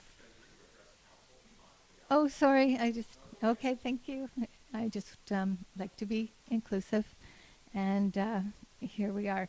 So this letter that I came across, ban non-government and special interest flags, spoke a lot to me, and especially when it came to the part that I read, that the duty of state neutrality stipulates that neutrality must be adhered to and upheld by elected officials, which the council all are. And so this is what surprises me the most, that we would go beyond that, especially the Supreme Court of Canada has already addressed this issue in 2015, when the state adheres to a belief. It is not merely expressing an opinion on the subject. It is creating a hierarchy of beliefs and casting doubt on the value of those it does not share. It is also ranking the individuals who hold such beliefs. By expressing no preference, the state ensures that it preserves a neutral public space that is free of discrimination and in which is true to believe or not to believe is enjoyed by everyone equally, given that everyone is valued equally. So that's the part I don't understand, how we can go beyond that. If we're elected officials, we already have that. So why open up a whole can of worms that is not necessary, is what's coming about. As a mother, as a caregiver of children many times over the years, and I've worn the hat in the employment role and volunteer, working with seniors, children, animals, some of the most vulnerable in our society, and I absolutely love and hold. And I feel that heart and compassion in everything that I do. And this is why I'm here today. As a member of the society, as Tempsford, Zorra County, I plead you to hold neutrality in your decisions. People have talked to me today since I've put this in delegation in, and they've asked me, "Are you worried, Lori?" And I'm like, "Why would I be worried?" And they're like, what do I have here? It said, "Should I be fearful for speaking up for the harmony of all residents, such as name-calling, bullying, or defamation?"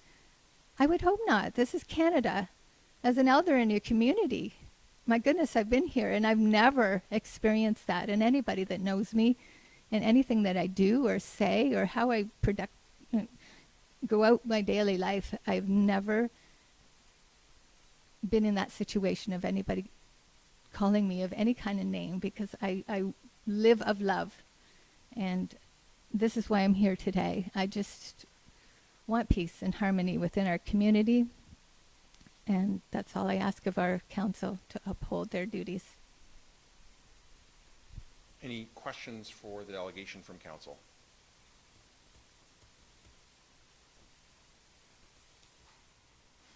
Not seeing any then. Is there, since the request from the delegation is reconsideration, is there a mover to reconsider Resolution 38-04-2023 that council endorse flying the Progressive Pride flag at the request of Oxford Pride for June 2023, and that policy number 400-02 flag policy be amended to permit the flying of the Progressive Pride flag? Seeing no mover for reconsideration, the township will proceed per previous resolution that council endorse flying the Progressive Pride flag at the request of Oxford Pride for June 2023. That flag raising will be on June 1st at 11:30 in the morning. And again, sorry, again, no applause. I understand the enthusiasm. I appreciate it, but I've got to keep decorum here. And thanks for your delegation. Wow. And then we go on to item, sorry, there's no, you may not. No, sorry, sir, there's no public participation in this part of the meeting. There's no public participation in this part of the meeting. This council has 2 opportunities, one more than every other council in the area for public participation. If you want to speak to council, 5 people tonight took advantage of that. There's no opportunity for that at this portion of the meeting.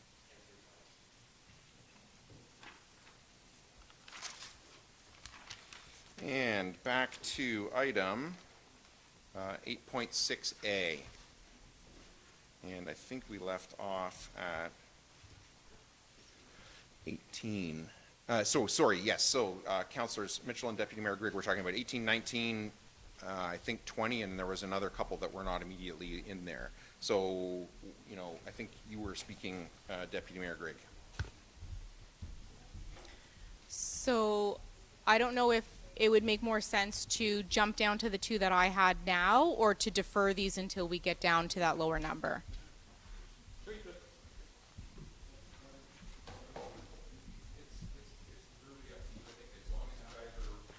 Those, I submitted those as things I think is important, but I'm certainly open to another way of doing this that's Okay, so if less specific and maybe if we can jump down to number 54 then. So when I read the submissions, which I assumed were from Councillor Mitchell, I was thinking about something that was a little bit less specific to specific projects, and something where we sort of implement a process where whenever a certain type of project is initiated, that we have tools in place to sort of measure and report back. My interest in the nature of this one was more as a tool that will help provide information for council to be more effective in our decision making, especially when it comes to some of the difficult decisions we make when we're changing our practices with an intended impact. And so the best way to know if we were on track with those decisions is to have some form of measurement and then implement the change and then a new form of measurement.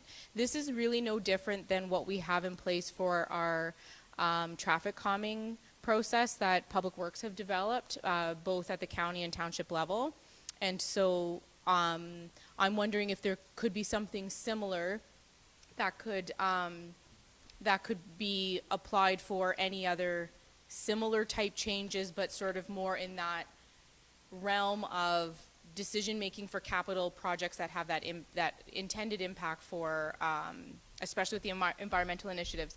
So I said number 54, but I'm actually speaking to number 55. Sorry, Paul, for the confusion. That staff provide council with a summary report when implementing changes, and that says chances, but I meant changes, in brackets, capital projects that are intended to create a measurable positive impact, including data from before and after to demonstrate accuracy of projected positive impact. I've sort of jumped a little bit ahead of myself because my previous one, number 54, sort of ties in with it as well, and 55 kind of builds on it a little bit. So the intention is just to have that be the way that we do things in a way that comes back to us as a tool that lets us know when that we're on track and helps us in our future or adjacent decision making. Councillor Stewart. Just, I think the overarching comment between these two is it could be accomplished through something like, first we got to define what's a major capital project. We're not going to do this for every small capital project that comes up. But even if it's a bit of a framework that says these are the milestones on which we'd like to see reports on a project. So up front, obviously, before approval, it's gonna come naturally. But close out, like to some of Paul's points, they talk about post or at the end of the construction of the project, we see some data.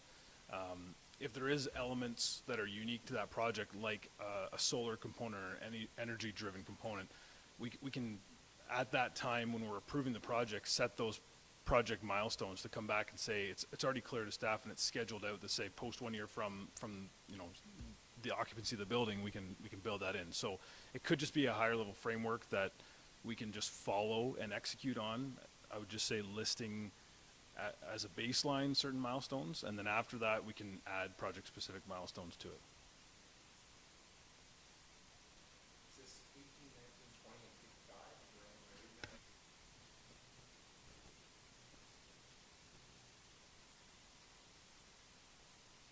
Two and 23 are grouped in there. Yeah, all those. I'm trying to guide us to like what do we want to put? What do we want to ask staff to put in this strategic plan that they're going to come back with and subsequently say here's your strategic plan. Like I honestly I love all this stuff that we're saying, but how do we like Karen and Maggie here? What do we do? So I'm suggesting that we consider removing some of Paul's and replace them with some of mine. So I think Well, that I think would achieve some of the same. yeah, I don't have. Yeah, I think what she's suggesting is a more wholesome way of what I was suggesting, and Kevin kind of spoke to it too, that we need some on these big projects, and we've. Well, the ZMF, the ZMC, the whole Maple Leaf thing, these things that have go on for years, and we have multiple reports and projections and more reports and all that, at some point, I think we should have a wrap-up of all the financials of what happened here so that we fully understand how much money did we end up making on the Maple Leaf project? What did it actually cost us to build the ZMF? And how much are we going to save operating it as a green structure compared to what, those sort of things. So I like what Katie's proposing as a kind of, an overall shell, and we just put in, don't throw my stuff away, but put it in there, incorporate it as the beginnings of what this policy is, and as Kevin says, as we do other things, we just add them to the, and then it's clear to everybody how the dollars came in and went out, and whether our decisions were good ones.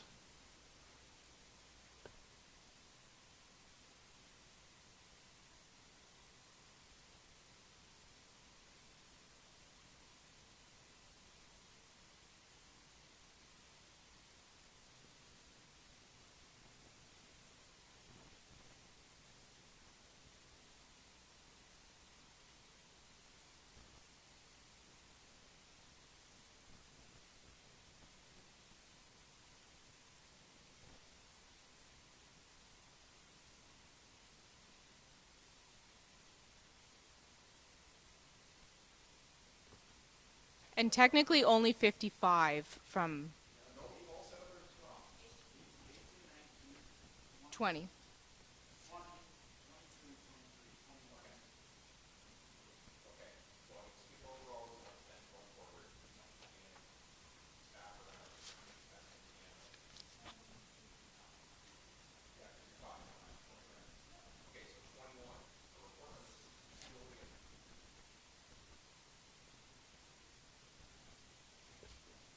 And with the ZMF, this is something I think we should look at, because before they didn't have facilities. But when you figure out the amount of equipment we got, plus all the trucks need to be annually safetied, all our fire trucks have to go somewhere to be annually safetied. It may make sense to hire a licensed mechanic and equip the shop at the new ZMF properly for that person to do their job. In the long run, it may financially make a whole lot more sense and be a whole lot more efficient in operating public works and the fire service. Even if it means hiring somebody else. But I think that comes with, a feasibility study on that. And I looked at this specific item and I just thought, though, this is one example of many examples that we're already seeing staff bring to us, through even the months that I've been here. So just this as, it could be more generalized and use this as an example to say, always constantly looking at those efficiencies and those opportunities.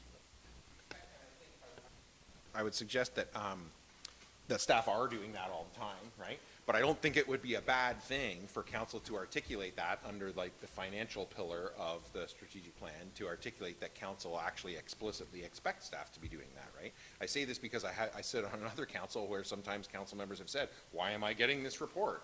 And the answer from staff is, because it's an opportunity to deliver service in a different way and save money. And I always find that kind of absurd that has to actually be articulated, but apparently it does. So I don't think it would be a bad thing for council to explicitly say in some form in a strategic plan under the financial pillar that we actually do expect them to do that, right? And that they will identify things in their day-to-day job that none of us do. Again, I can't drive the Zamboni and I can't drive the grader, but our staff that do that will identify things. And I think we should explicitly tell them that we want them to tell us those things when they find them. Steve. Thank you. Currently, we're tracking our downtime and our equipment repair costs. We've been doing that for the last couple of years to help on that feasibility study for a possible full-time mechanic. So. And just kind of going back to Katie's comment about like the health and safety coordinator, like I'm wondering if that could be lumped in with some of that wording that you sent through, and like Kevin's saying, you know, example, health and safety coordinator, mechanic, but that, yeah, we kind of lump those together maybe. It's along the same lines, right? So, Marcus, someone's watching online and reminded to keep your mic on. Okay. To turn mine on, and now she's yeah. So, thank you, Councillor Stewart. Okay, so I think nodding heads, and I'm gonna guess that since the Director of Corporate Services suggested some wording there, that she's got that captured. So detailed report on the purchase and subsequent sale of Maple Leaf properties. Okay, so we talked about that one already, right? And 23 as well.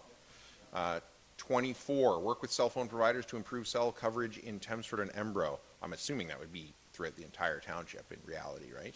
I mean, we wouldn't want to just do it for Thamesford and Embro. I certainly wouldn't anyway. What's our role in that? Well, I mean, the comment from staff here is support and partner with ROEDC, and I mean, yeah, that was the first note that I made on that one was, I mean, we can ask, we can tell, we can lobby, but I don't know what we can actually do. I don't know. But I don't have a problem with us, you know, working with ROEDC to say what are our opportunities to do that. Can we talk? I know the province does have a plan. I haven't looked at it in detail, but the province does have a plan right now to improve cell phone coverage throughout the province, but I haven't looked at it at all. I can't tell you anything about it. I mean, as far as this says, you know, what does it say, work with? I mean, I'd be comfortable with leaving it in and seeing what we can get with it. I don't know what we can or can't get from it, to be honest. All right, in. 25, implement and innovate programs such as the PACE program, Property Assessed Clean Energy, or something similar to help our municipality become a more climate resilient and reduce our impacts. Legislation in Ontario supports PACE financing, but the only major example of a municipality actually enabling it is the Home Energy Loan Program in Toronto. The note from staff is can promote through website SM. What's SM of programs? Social media. Oh, social media, website social I media. was the Okay. first one to pick up on that. Please have that noted in the minutes.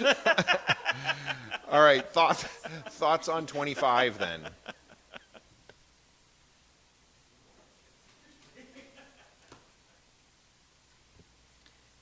I mean, we are really good at using our communication channels to relay information and programs available to residents the best we can. Stuff that we don't have any kind of control over, jurisdiction of, it becomes difficult to have much of an impact beyond, you know, writing a letter, a bit of advocacy.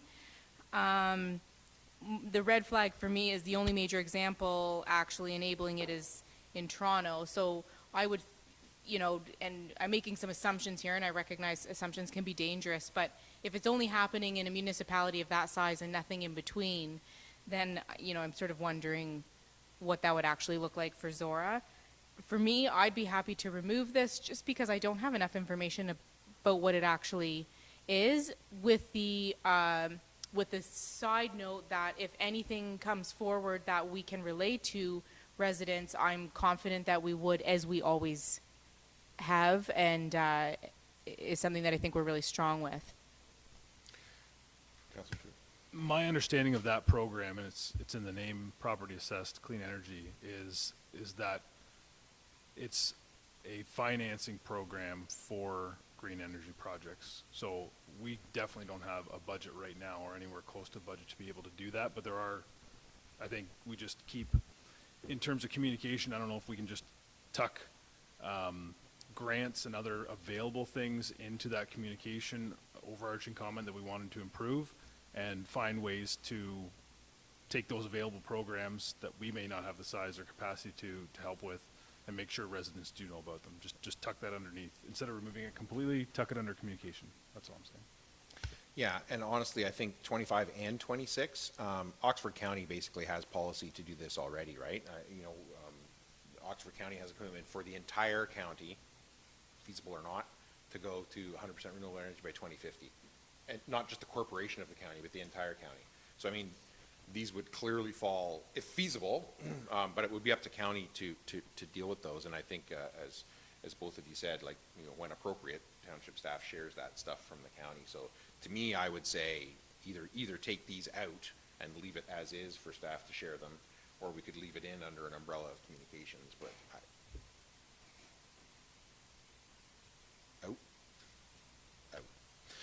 27, promoting and advocating for local schools and long-term planning for the location of new rural schools and schools in our communities. And I promise I did not put this one in there. It's absolutely already in progress. I don't know whether you want to, you know, say it's so far in progress that we don't put it in the strategic plan, or we leave it in there as a pillar of our strategic plan. I think it fits under the social pillar myself. I think it fits, but It's an ongoing thing. Even you've started it, but we got to keep plugging away at think. it. So, yeah, it should be. okay. Agreed? Nodding? Okay. Could we change, I mean, now I'm getting nitpicky. Instead of promoting and advocating, like, continue to prioritize or continue our commitment to something that, you know, at least acknowledges, like, this is an ongoing. Typing. 28, promoting opportunities for our residents to learn more about careers in healthcare. Work with ROEDC, workforce development. Yeah, workforce development. Not anybody on that one?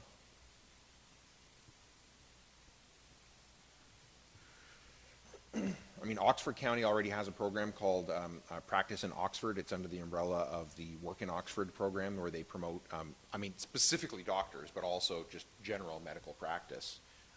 I personally would be comfortable with leaving it to them to do that there with greater resources and reach throughout the county, right? I mean, ideally there'd be a doctor's office in Tempsford or Embro, but frankly, if people get access to a doctor, but it's in Tavistock or Hickson or Ingersoll, like, they got access. And so I'm with respect to this one, I'd be comfortable leaving that with the Work in Oxford and Practice in Oxford umbrella. So, yeah. I'll go along with See that. nodding. Yeah. Okay, so out. And of course, though, I mean, staff will continue to share it through SM when they see it. Speeding up the improvements of rural internet services in progress. And I think at this point, council's decided to not allocate funds to that, so I think we're not doing this anymore. If we want, unless we want to change the wording, like, we don't have funds to actually speed that up anymore. Or not specifically allocated to do that anyway. We really don't have a mechanism to do it right now. Well, I mean, we can, like SWAC's did. SWAC's just signed a contract and they've got their own happening. I'm not advocating that we do that, but I'm just saying we can do it. But right now, we specifically took that money and put it in a general capital reserve, and so, I mean, I don't, I mean, we can lobby on this, and maybe we say that, similar to schools or cell phone service, but I think this council made a decision not to specifically allocate money to do that. Not that it couldn't change its mind at a future date, but right now, we don't have money to spend on doing that. What do you want to do with this? I still think it's important. I still think we should at least leave something in there along the language of the, that we had for cell phone, that we lobby that it's important to our residents, but not seeing anything. It can be lobby and explore other options. I mean, I think we discussed during budget that money was set aside for a specific strategy of delivering that service, but that has gone by the wayside. So that doesn't mean that we're completely against the idea of doing, No. say, what SWAC's did. So Yeah. it's not only lobbying, but also lobbying and exploring other options to speed it up. So we want to leave it in? Yeah, yeah, I think if we take it out, that may send the message that we don't care if, like, Tempsford's got internet and the North End's got internet. It may be just sending the wrong message. We're still working on it. Leave it in. Could Everybody's we, saying leave it in.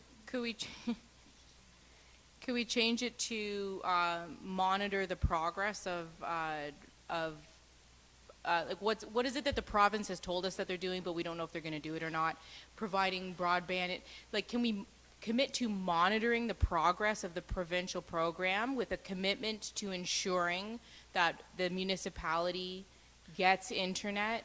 Like, I prefer, you know, in the strategic plan, I prefer something stronger than monitor.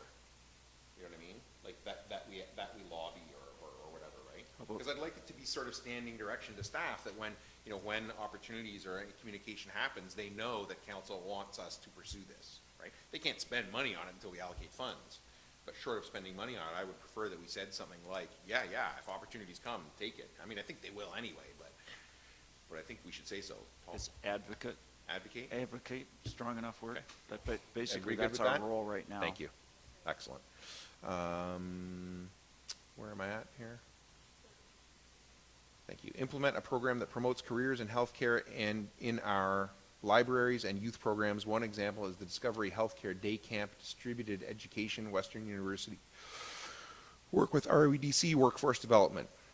I mean, my opinion on this one is largely the same as the other one. I think we just say this is not our strategic plan. This is the county's practice in Oxford and work in Oxford and not us. Is my suggestion, but not in Deputy Mayor Green. I think directionally these things start where they originate from and when they come in our direction. Like there's other things where we end up providing facility spaces for different types of initiatives and programs like the early on program or something like that. So where those programs are developed should be where that sort of initiates and as it comes to Zorra. So I would be comfortable removing it from here because when things do come to us, we staff have enough leeway to support them, and if it was in question, they would bring it to council. And I think one of the benefits of a strategic plan and the overarching sort of three pillars is, right, that it says that our priorities are financial, social, and environmental. So as things come forward, staff are, you know, quite intelligent and would say, oh, that thing would advance a general social goal of the community, you know, let's pursue that. Oh, it's going to take money, report to council to do that. So I think I'm good with that, I think, as a strategic direction. 31, develop a list of heritage assets that exist in the township of Zorra, ongoing with task force. So I think it is ongoing. I guess the question would be, do we want to articulate this in any way in the strategic plan? I guess 31 and 32 maybe together, right? What do we want to? I'm comfortable with 31 because we've already got a task force working on it. Not sure where I'm at on 32 as far as. Yeah, I'd agree that the cultural mapping is a lot more than just heritage assets. Yeah. It's a current goal to sort of educate everyone on what we have and what as we change, it'll keep updating as we change. I agree. 32 would take a lot more discussion. Just implementing that alone sounds that's very dangerous. That can get pretty dicey. I mean, I would suggest to you at a strategic level, you know, you can take these things out, you can leave them in. You can also adopt, you can lump the two together. You can say, you know, explore. You know, you can get, you know, once if you were to adopt it, you could get like a draft report from staff on, you know, pros and cons of or whatever. Or you can just say, not interested, to let the task force do its work. Those are your options basically here, I think. Unless I'm open to somebody's got another idea. I'd be comfortable removing both. The first one to me, because we're already doing it, it feels like putting it on a list just to remove it because it's an action. If it was more of a overarching endorsement of a theme, of a commitment to whatever, maybe. But because this is a specific action that we're already taking, to me it just seems like sometimes I do the dishes on my to-do list. Like I already did them, but like I got to check it off real quick. My dad does that. He writes it down. If he does something that wasn't on the list, he writes it down, cross it off. I do the same thing. It feels good, but it's a little bit like in the theme of trying to keep this thing like, you know, if we want staff to truly work on these things, I don't want to put stuff on there that they're already working on. And you know, it's unpopular to say this out loud. I don't have an interest in keeping 32 on. I think if someone came and made a delegation or a member of council came back and had an interest in exploring this, I would be interested in hearing about it. But just to put it in as like an actionable thing on the strat plan, I'm not invested enough to have that put on. So am I hearing 31 and 32 out? Yeah. 31 because we're already doing it. 32 I'm seeing not an appetite to put it in? Yeah. Okay. No. So 31 and 32 out. 33, begin planning for a child care facility in Embro. I strongly think that we should just, I would make this stronger. I would say establish a childcare facility in Embro is what I would say. I think we did an 88 space one in Thamesford. It's a great model. We profit off it as a municipality. That's a reduction in tax pressure. It delivers a service. It delivers an economic development service. I mean, I would say we just target establishing it.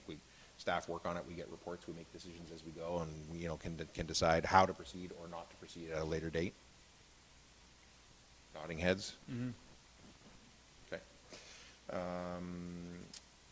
34, explore how Zorra can incorporate the 15-minute community concept in our communities. No comment from staff. So, just to Yeah.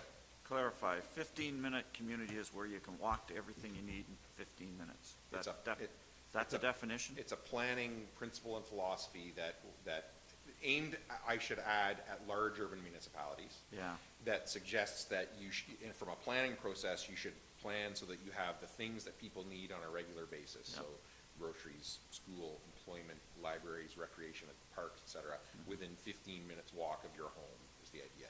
It is specifically aimed at large urban municipalities where you can, as a municipality, be tempted to say, well, you've got a rec center, but people say, yeah, but it's a 45-minute walk. My children can't go there without, using transit or me driving them, right?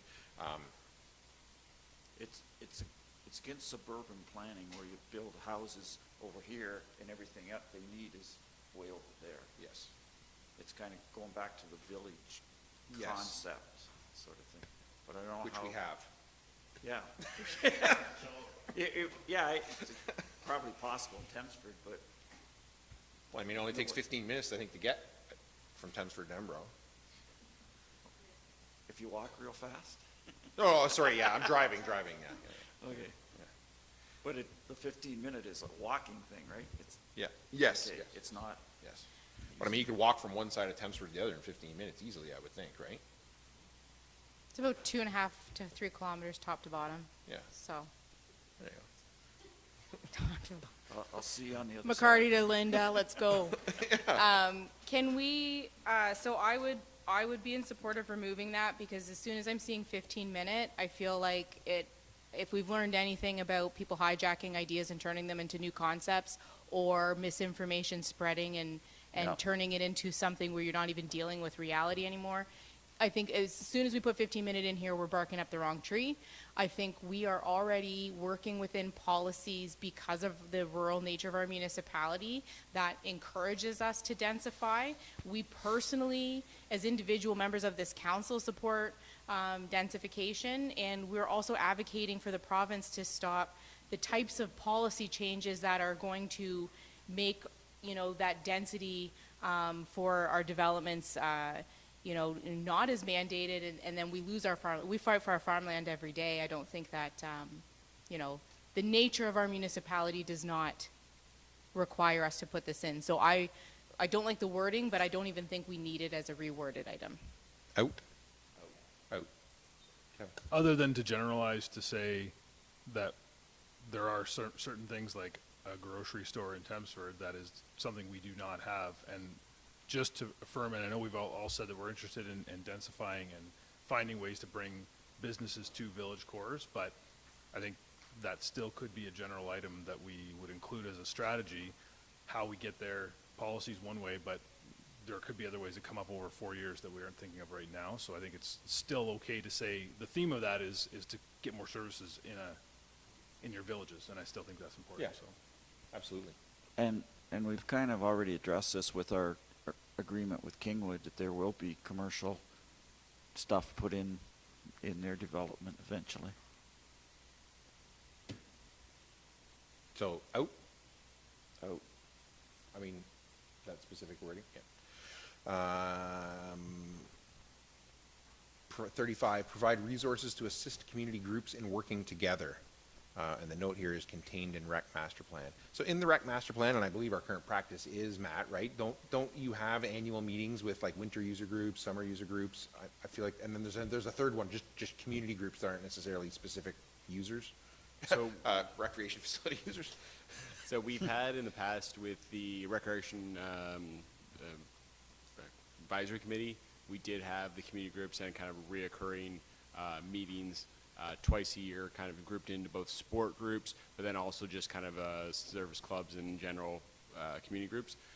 What we're looking at now is that with the kind of inventory of our cultural assets, including groups through the task force, that we would then have this list of kind of different groups, whether it be arts and culture, sport, service groups, and then hold open house type events for them with recreation staff. So we're working through the inventory portion first with the task force, and then second follow up with the with kind of the open house process for those kind of grouped up. And then it also does speak to in the rec master plan in regards to kind of promoting the arts and cultural groups to get together to work for kind of common interest and goals. So what are you thinking? Could we change, so it says provide resources, I would say provide opportunities. And I think this was one of, like regular opportunities. This was one of the things that when we discussed disbanding our committees and replacing them with task force, this is one of ZRAC's functions that I know a lot of people really felt was valuable and was afraid we were going to lose if we didn't have committees. So I know when I sat on Calithumpian and attended these, it was a great opportunity to sort of learn from other groups how they dealt with certain problems, the opportunity to share resources. We're all renting or purchasing the same things to use them on very different days.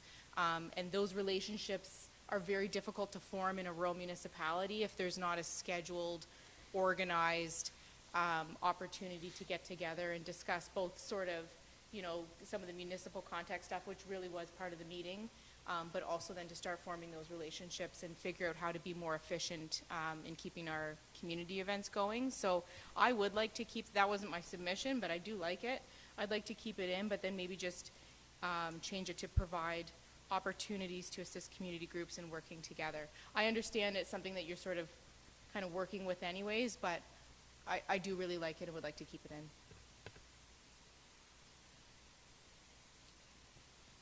in. In. 36, implement policies to increase density in Chelmsford and Embro and reduce sprawl. Already in progress. Do we want to adopt that as a sort of a strategic level policy? I like articulate it, yeah? So enthusiastic nodding there. 30. Just 1 second, sorry, Marcus. Mayor Ryan. Did you, Kevin, in your previous comments. I'm so quick to laugh. Sorry. You can bang that block if you. Did you want to add a line to that one? Because I think that one could, so increase density and maybe range of, range of service, goods and services? Yeah, speak to businesses as well as like residential density in that statement. So implement policies to increase density in Chelmsford and Embro, and reduce sprawl. Increase, I think thematically it falls under the same type of umbrella that we could just add a couple words into there. So it's not only the density, implement policies to increase density and encourage addition of goods and services to village of, in Chelmsford and Embro and reduce sprawl. Does that function? Do you want me to write that or you? Okay.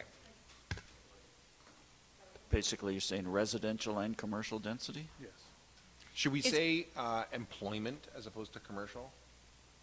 Like in planning language, they talk about employment lands, right? Some of which could be commercial, offering employment and services, and some of it could be, you know, more likely in Zorra light industrial than strictly speaking industrial. But I mean, what? I like employment and the services and employment lands. Like, yeah, because we need a Chelmsford grocery store. Right. You know, it's going to achieve the same thing. What types of additional thing? Yeah. Okay. Okay. 37, re-examine whether 2040 is a realistic goal for committing Zorra to be carbon neutral and to be using 100% renewable energy. Go ahead, Kay. Deputy Mayor Green. I have a different version of the same thing that I think is a better first step. So, Is it on here already, you mean? yeah, number 54 is develop a more robust strategy to support municipal goal of carbon neutral by 2040. This could include a strategy to decarbonize municipal fleet with a phased approach, identifying some low-hanging fruit steps to reduce emissions with existing fleets, such as reducing idling times. Alternate fuel exploration for large fleet options could be explored. Data collection to be used both to confirm efficacy of each action and help give council clarity on how we are advancing towards our target. So instead of looking at, the first one was, is 2040 reasonable with what we're doing?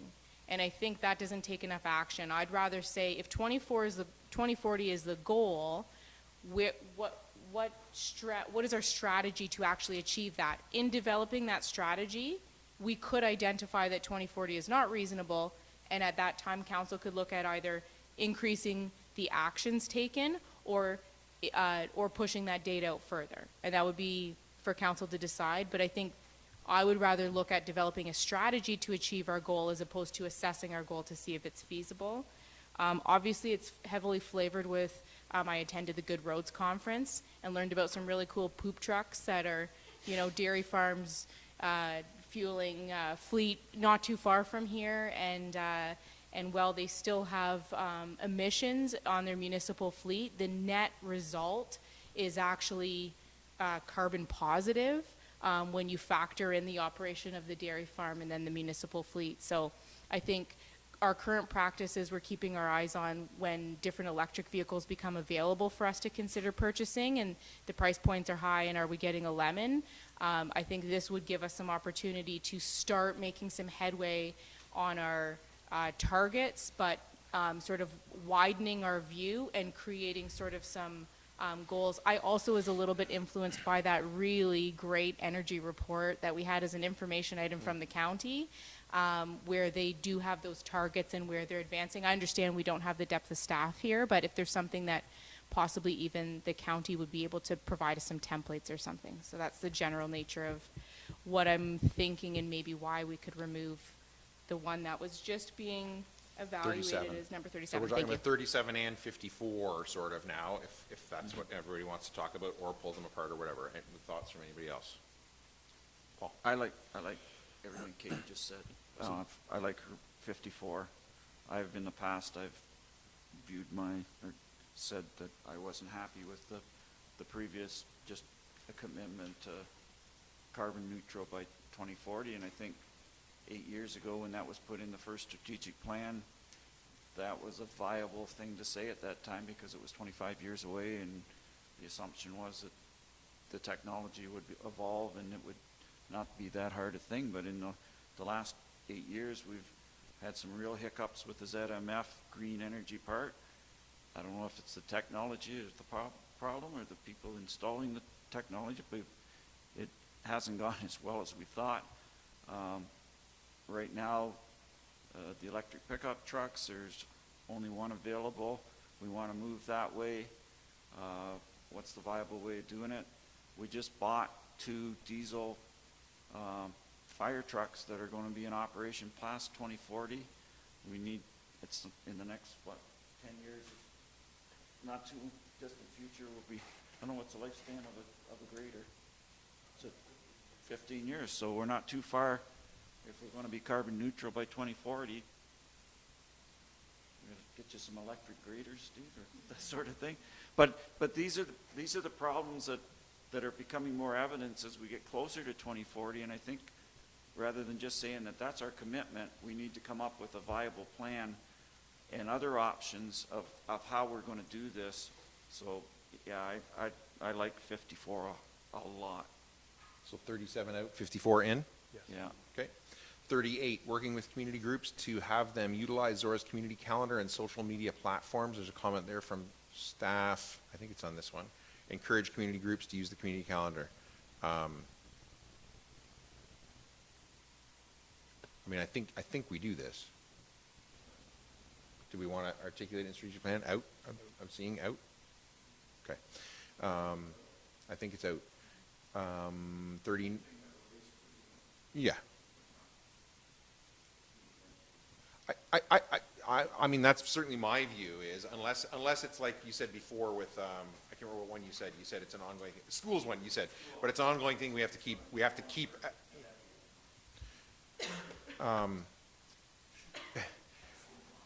39, implement a community flag program in Embro and Thamesford, needs to community driven. Community flag program, so, I'm assuming, banners? Oh, the ones like they, yeah, okay. I was thinking of this in the context of non-government flags because Blandford, well, A, because it's tonight, but B, because Blandford Blenheim just implemented a community flag policy to address that. So this is banners as opposed to. Okay. So what do you, what's council's interpretation? Well, it's tough to put it in if we don't know what it is. I thought of it like banners. Like when I read it, I thought banners, which Thamesford already does through the Thamesford Business Association. And the comment from staff that it needs to be community driven, I think is accurate. I think this is even something that the group of businesses that were attending those preliminary kind of TBA meetings, Embro Business Association meetings, were sort of trying to evaluate if that was something that they might want to explore. Yeah, and I know I've talked to residents many times over the years who say, St. Mary's has the veterans ones up. Yeah. Why don't we have that? And I say, we absolutely can. I said, why doesn't the council do that? And I said, well, the council doesn't do it in St. Mary's either. No, The Legion does it. Yeah, the Legion organizes it and individual people pay for it, so. And their business association does the flowers and everything like that too. So I think, to me, I would think if we want to include this in some way, it would be that staff be willing to work with community groups that want to do that, which is basically what we do What now. would replace programs with policy?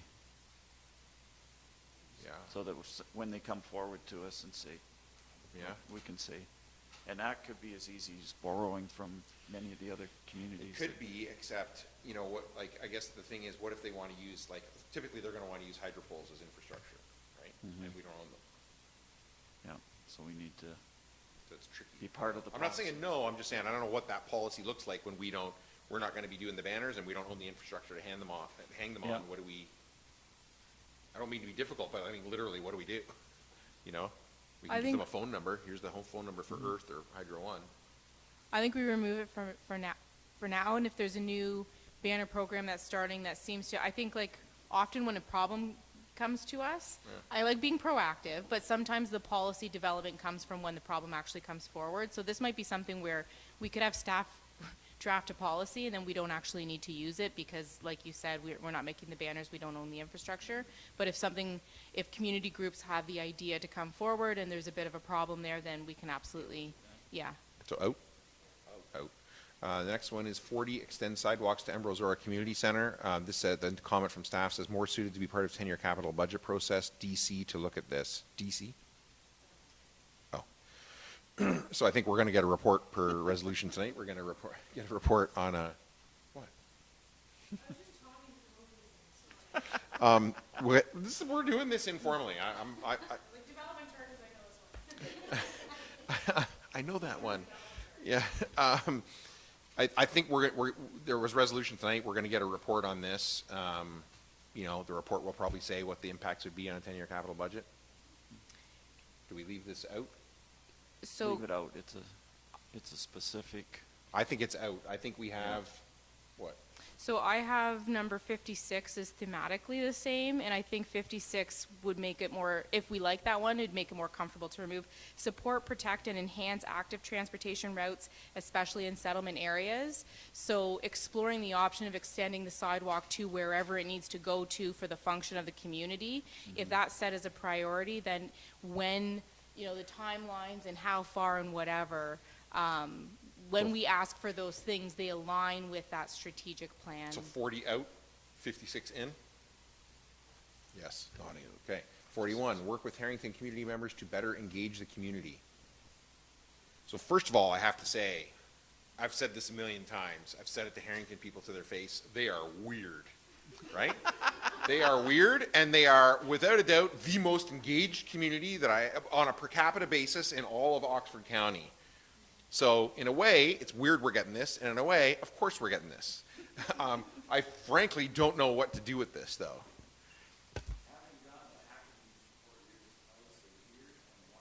Yeah.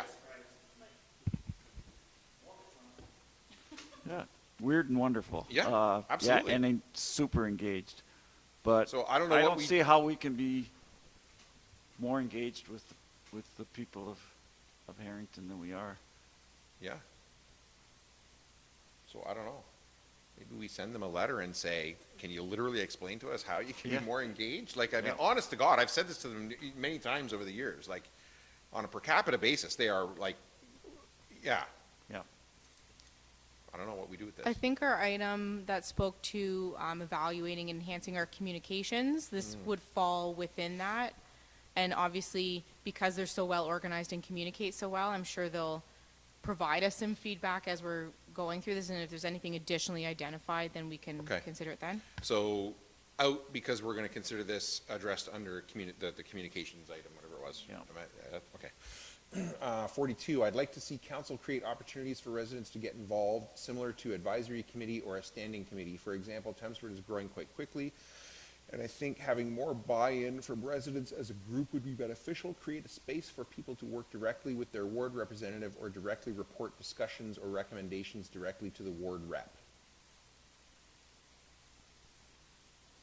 I mean, the previous term of council specifically decided not to have advisory, either standing or ad hoc advisory committees. We can have them, but we decided not to go to the task force model. So, I mean, this is speaking specifically to the growth of Chelmsford and the ability to have discussions with their ward rep. So, I mean, obviously someone submitted this, they're not finding that they have enough access. So for me personally, like I will be looking at, you know, what are my communications, which I thought were okay, but, you know, I could personally host a town hall. I did one few years back, and it was a good opportunity. And I know Crystal and I had talked about doing some of these things. So I don't know that it's, I think we have lots of methods of formal engagement as a municipality that work quite well. And I know I often will direct residents when they have a concern just to go straight to our staff. Like there's lots of different ways to engage. If you have any concerns, you know, contact the clerk's department. This I see being a little bit more political than a municipal function, and I'm happy to rise to the challenge of this being submitted. Yeah, I don't know how as a municipality we can say that the people elected should behave in a certain way, like they chose the people. Yeah. You know, Yeah, you elected them, that's who they are. I'm going to assume that having chosen them, that's how you wanted them to engage, and they are, and so I struggle with how, like, what can staff do for this, you know? And we've had opportunities, open houses and budget meetings and whatnot, and really, a lot of them, not a whole lot of turnout or a lot of feedback. Councillor Finch has had 2 economic development meetings in Embro. So, I mean, I think this is out. Yeah. If individual council members want to have ward meetings or whatever they want to have, Yeah. ECDev meetings, whatever, that's fantastic, but I don't think, okay. 43, evaluate feasibility of relocating Embro Fire Station to the existing Embro Public Works building. So I think per resolution tonight, we're going to get a report on that. So I think this is out, I would suggest. 44, Zorra needs more than 800 new houses by 2031 for the growth that is inevitably coming. We need policies to get that done. Oh, sorry, was that comment support, is that? I'm trying to read so that was on the fire station support. So Zorra needs more than 800 new houses by 2031 for the growth that is inevitably coming. We need policies to get that done. What do we want to do with that one? Aren't we already doing that? I think we are. Isn't that what the Maple Leaf project was all about? That's what we were talking about in Embro tonight was I think Maple Leaf and also the discussion that we had already about asking staff for plans on densifying the villages, you know, Yeah, I as think- well. But think- this would be one where I would wonder though, Paul, do we follow the same logic that you said before about saying like, yeah, but we need to say that this is going to be ongoing. We're not going to build 800 this year for this term. You know what I mean? Need tweak the wording somehow, I'm not quite sure, because the way this is written is we're not doing anything about it. Well, we know how we want to do it, and that's increased density, and we've already talked about that. So I feel Yeah. like we've kind of already said it, right? Okay. I don't think our strategy is to, develop another 100 acres or develop, it's joined to that other. No, I'm just really warm. Is he quitting?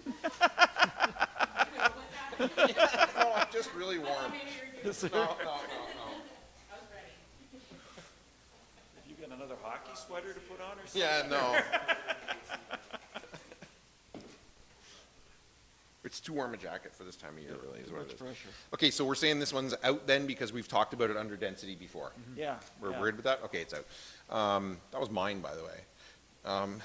45, plans to encourage the type of development we want rather than only reacting to development proposals from developers, a variety of housing where we want it while minimizing sprawl. Same. Same thing. Okay. That's 46. the whole Maple Leaf project. Implement the community safety and well-being plan to help include more people, better address mental health and addiction, and address homelessness and crime.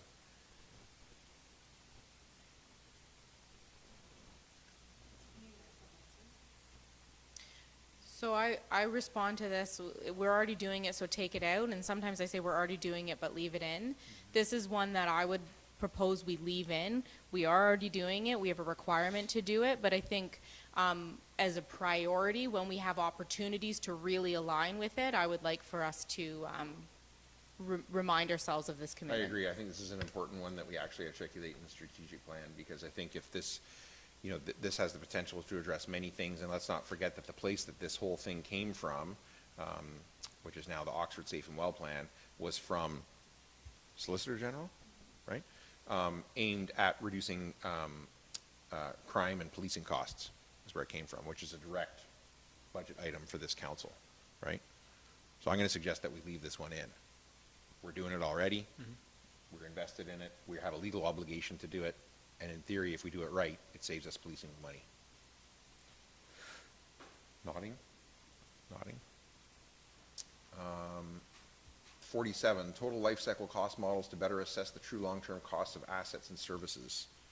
2 thumbs up. Yeah, and staff said need to be met by July 2024, because that's a requirement, right? So do we want to leave that in there, though? I mean, we're going to do it,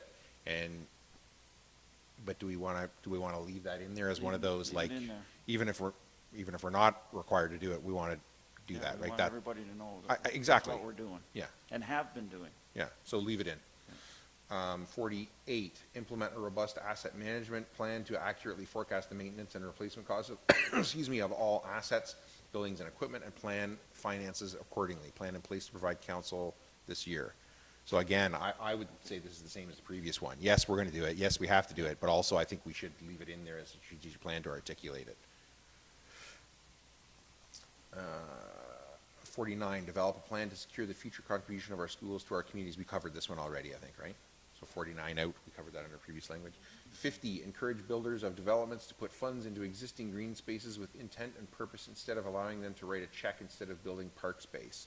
Already legislated. I mean, this is the way that it works, right? If it's under a certain number of acres, then we don't require a 2 by 2 foot park, right? Yeah. I don't know what the number is, but there's a number. Yeah. Out. The system's set. If you've got a big development, you give us land. If you've got a small development. And we can't require more than what the Planning Act No. allows. That's it. No. And less all the time anyway. 49, is that right? Nope. That was 50. 50. We're 50's on out. 51. We're on 51, thank you. That a service level be defined for recreation to reflect current service standards for all parks and recreational facilities and programs in Zorra, not reviewed by SMT. What do we think? Big yes. Big yes?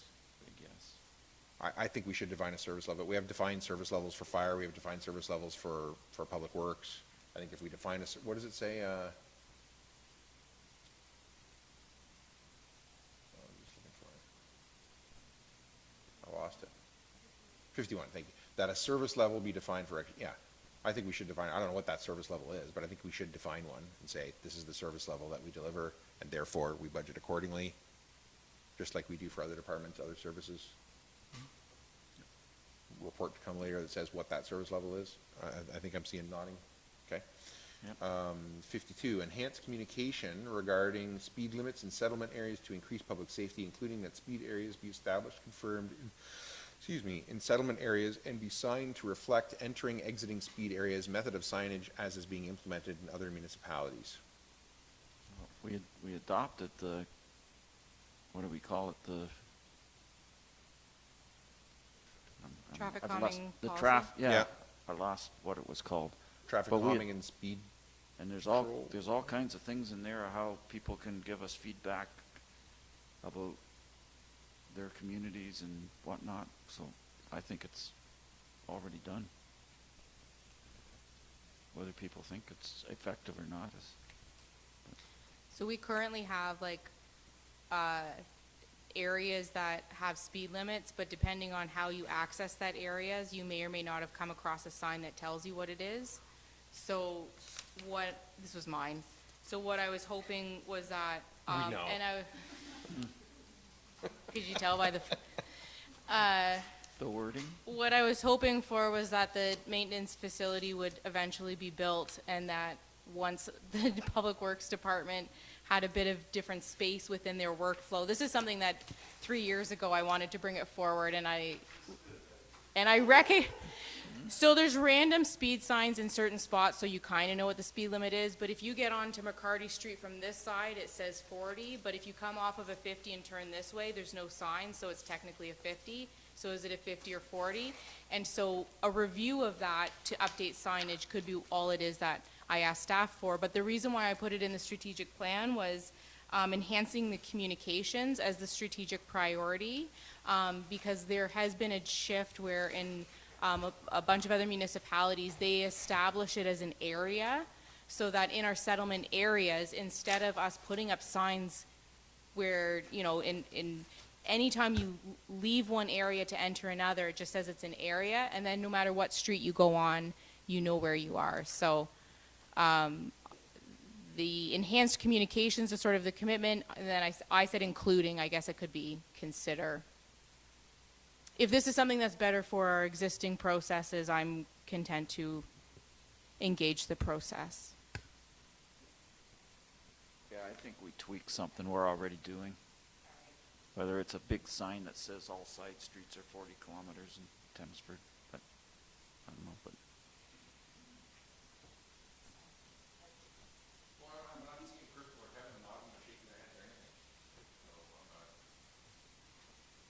If we already have something in place, I'm fine taking it out, but if it's something that we feel like more specifically addresses the problem, then I'd say keep it in. I don't know though.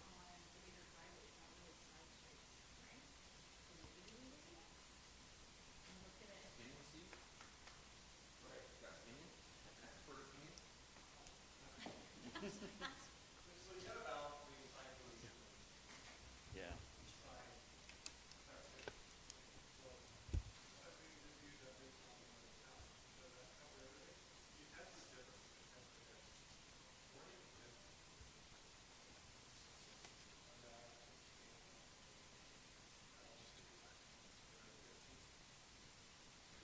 So, we could look at some enhanced signage, but we'll have to first assess. There's already a standard of how far apart 40-kilometer signs should be.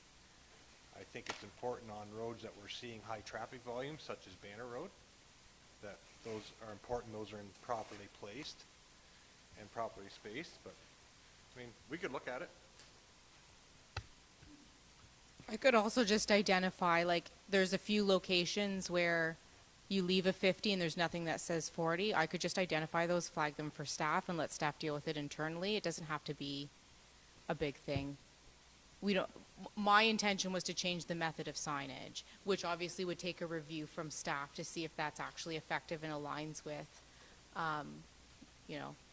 like London, I think Woodstock is doing it now.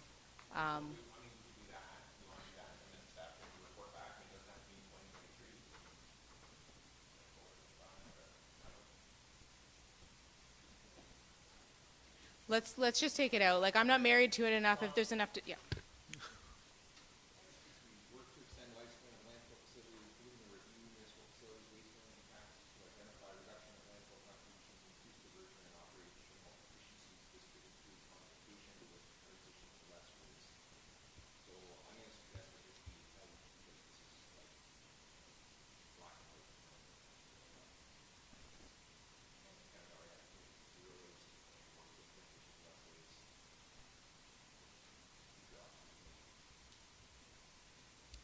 But I'm talking about like specifically like our parks and facilities. So most of our places, like if there's nowhere to put your recycling, it's going in the garbage can. So when our landfills, like our landfill contribution, our practices as how we use our facilities, but how our users access our facilities. In the facilities that I visited across the province, some places have a really great way of separating out things in a way that's effective for actual diversion. So right now, all I know about how much waste we generate at our facilities is the budget line item for our dumpsters. So could we strategize to reduce what goes into the dumpsters by starting with a measurement of what volume we have now, what types of programs we could use, what's actually going to be effective, because I know sometimes people just throw stuff anywhere anyways, but most large events I go to, there's one container and everything goes in it, and the only sorting that happens is alcohol beverages because there's a return value to them, and everything else goes straight to the landfill. So, So I didn't understand that that's what that meant, so I read that. So that I think we should do, absolutely. can that not be added to defining service levels for rec? Like a lot of this is not maybe specific to just rec facilities. I understand that. But I think if we're including some service levels of what we expect out of our facilities, and that includes the proper waste streams, like having the equipment necessary to facilitate what you're looking for, can we not just add that to that? All our waste, you have.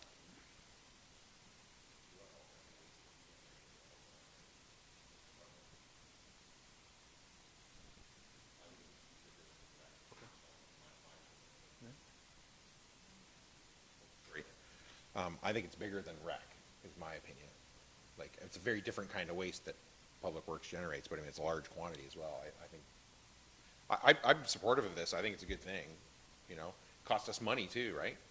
To dispose of it. If we generate less of it, we save money every time we generate less waste. So I don't know what this word's like, because the wording of this to me seemed like it was specifically towards like waste diversion at you know, on its way to the landfill kind of thing. But this is more, lets as a municipality not generate as much waste. So I don't know how we reword that, but a reworded version of this I would like to see in. So, like, where I like it to sort of have like a flow. So I started wording them where it was like, what's the overarching thing? And then what's the specific potential actionable that you're not tied into something so specific that it didn't allow for us to have that impact. So the intention behind it, like I want to review our municipal facility waste management practices to identify that reduction of landfill contributions and increased diversion and operational efficiencies. So we could remove out work to extend lifespan of landfill facility, but really that's what drove what followed it. Was the intention of this is, like, there's a financial benefit to us doing this environmental work. If we can extend the lifespan of our landfill, there's a financial benefit. So including reviewing those municipal facility practices, and what you just said, like, so Public Works, they generate as well, but are there other things that I'm not capturing in the review of just the facility garbage that staff may identify that may let this impact go wider with, as long as it aligns with extending the lifespan of the landfill? So what do you want Karen to write down? Matt? It's more a comment on some timelines that are coming up regardless. So we currently have our recycling programs for non-corrugated cardboard or non-paper recycling programs. Those are currently delivered, get picked up by Oxford County Waste Management. They will no longer be offering that service to municipals for commercial purposes. So like commercial facilities like us and other businesses starting 2025. We have a couple. 2025. Yeah, so we have a bit of a timeline where we need to revisit that anyways. I just wanted to include that's part of. And just to clarify, that's not a county decision, that the county's not doing that. Yeah. Well, maybe Provincial legislation. Yeah. So, but that is something that is a kind of out there on the horizon of something we need to consider as part of this as well. Anyways. So what if we just removed work to extend lifespan of landfill facility including, and just keep in review municipal facility waste management practices to identify, which part of what Matt's saying is some of that he's going to have to do anyways, but this just broadens it. Nodding? So remove work I'm to seeing extend that. lifespan of landfill facility including. Okay. And we're almost there. Right, 54, 55, 56, done. 57. I would love to see a pavilion built in Memorial Park, Embro, near the splash pad, updates playground equipment in both parks of Embro, and a trail built along the tracks leading out of Embro. It would also be nice to see the township-owned land at the end of Commissioner become something useful, like a daycare for residents.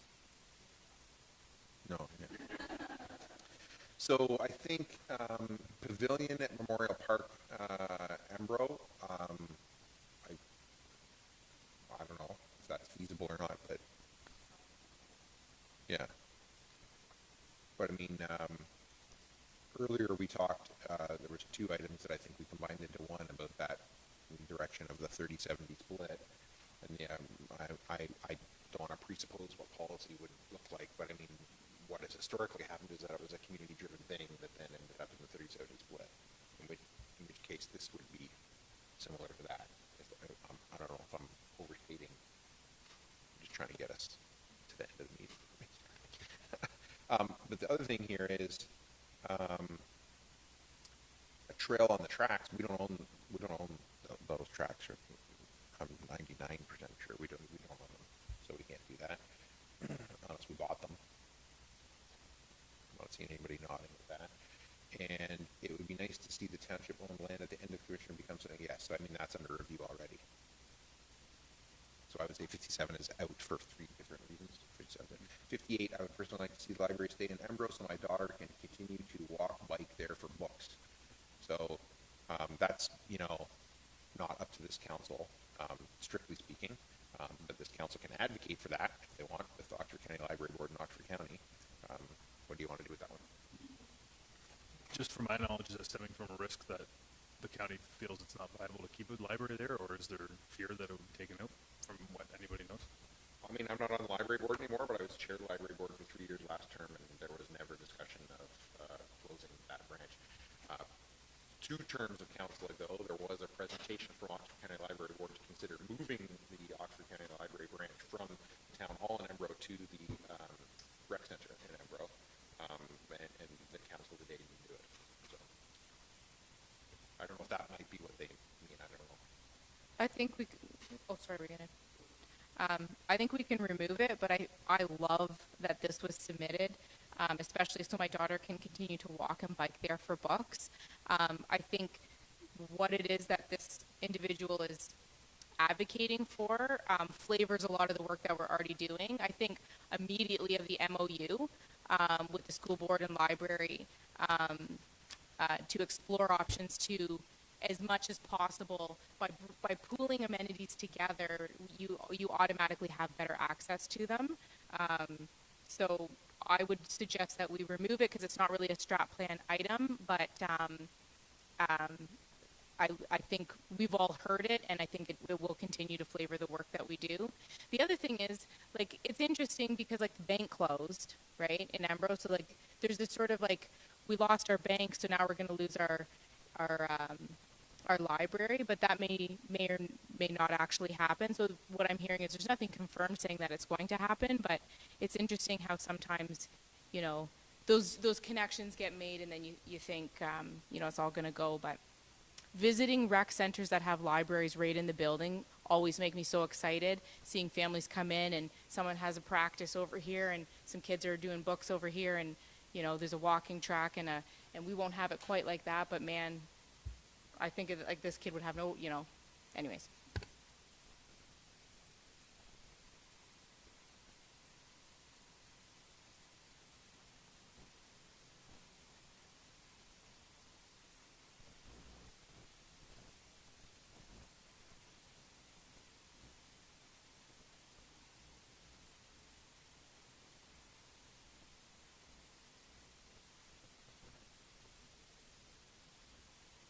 It's something we talked about before.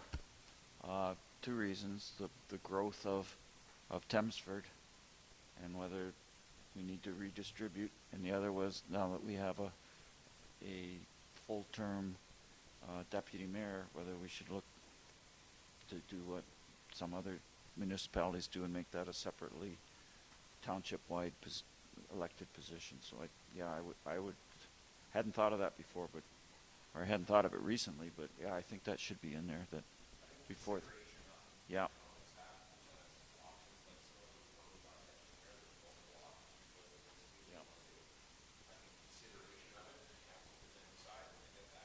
Yeah.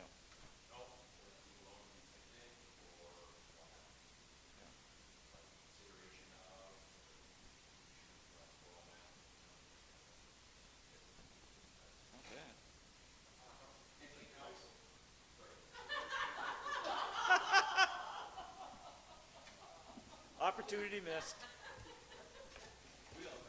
Yeah. Again, for those listening at home. Yeah. Damn. All right. Anyway, okay. So is there anything else people want to do this? We are going to get another crack at this. I can't remember when this is coming back again. But it'll be another opportunity for council to read it and say, do we think that's what we said? Do we want to add, change, delete anything? We're good? Moved by Finch, seconded by Mitchell, that report 2023-056 from the Chief Administrative Officer be received and filed for information purposes only. Any discussion? All those in favor? Opposed? That is carried. And moved by Stewart, seconded by Grigg, that this council move into closed session at 9:23 p.m. pursuant. Can you get your phone ready to record? Pursuant to section 239.2E, litigation or potential litigation, including matters before administrative tribunals affecting the municipality or local board. Is there any discussion? All those in favor? Opposed? That is carried. Lisa, can you let us know when we're off there?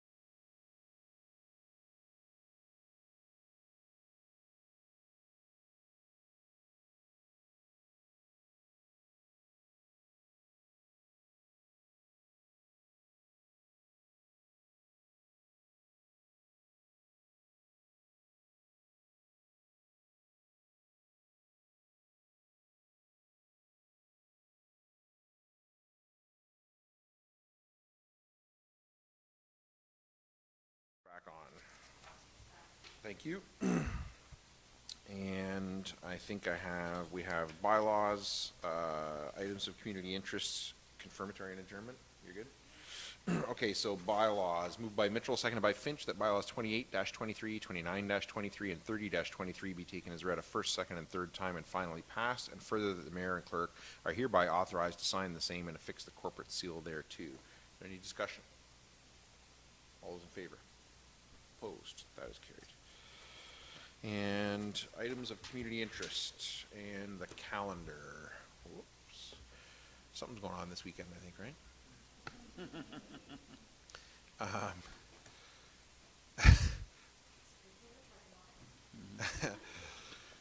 So, yeah, the Imola Grand Prix is canceled, so that's, you know, yeah, right?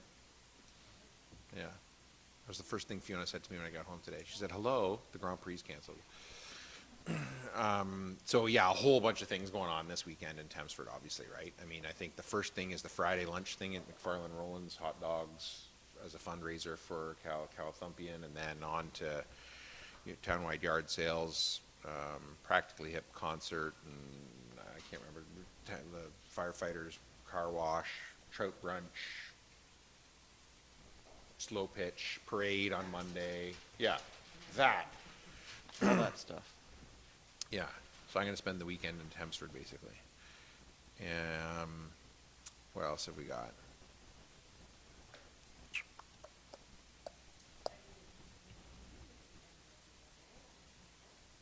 $24th? Okay, at the Lavender Farm. Okay. I would come, but I have a council meeting at 7 o'clock. Anybody else got anything else? Paul? Upper Thames meeting next Tuesday, and then after the meeting, we're going on a tour. Where? We don't know. Oh, we're just getting on the bus and. All right. All right.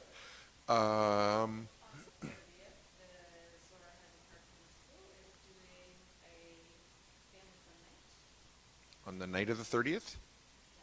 All right. 4 to 7. Okay. Can you email me or text me or message me something? Thank you. And then we're back here, not on the 31st, or are we? No, we're not.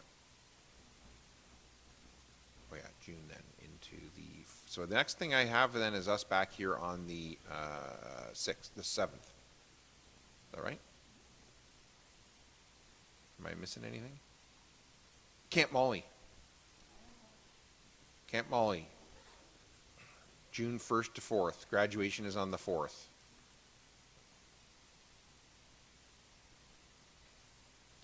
That's what I've got. I will just give you an update on the, briefly on the Safe and Well Oxford Steering Committee. That's the Community Safety and Wellbeing Plan. The steering committee has met once, and the next meeting is on Tuesday the 23rd. That's all I have for the calendar, unless anybody has anything else. We're good? All right. Then I think confirmatory and adjournment. Not seeing anything else. Items of community interest. Moved by Finch, seconded by Mitchell, that bylaw 31-23, being a bylaw to confirm the proceedings of council held May 17th, 2023, be read a first, second, and third time this May 17th, 2023, and further that the mayor and clerk are hereby authorized to sign the same and affix the corporate seal thereto. Any discussion? All those in favor? Opposed? That is carried. And moved by Mitchell, seconded by Finch. This session of council be now adjourned and herewith closed at 9:35 p.m. And the next meeting of council be called for the June 7th, 2023 at 9:30 a.m. in the council chambers at the Township Municipal Office. Any discussion? All in favor? Opposed? That is carried. And we are adjourned. Lisa, can you know us when we're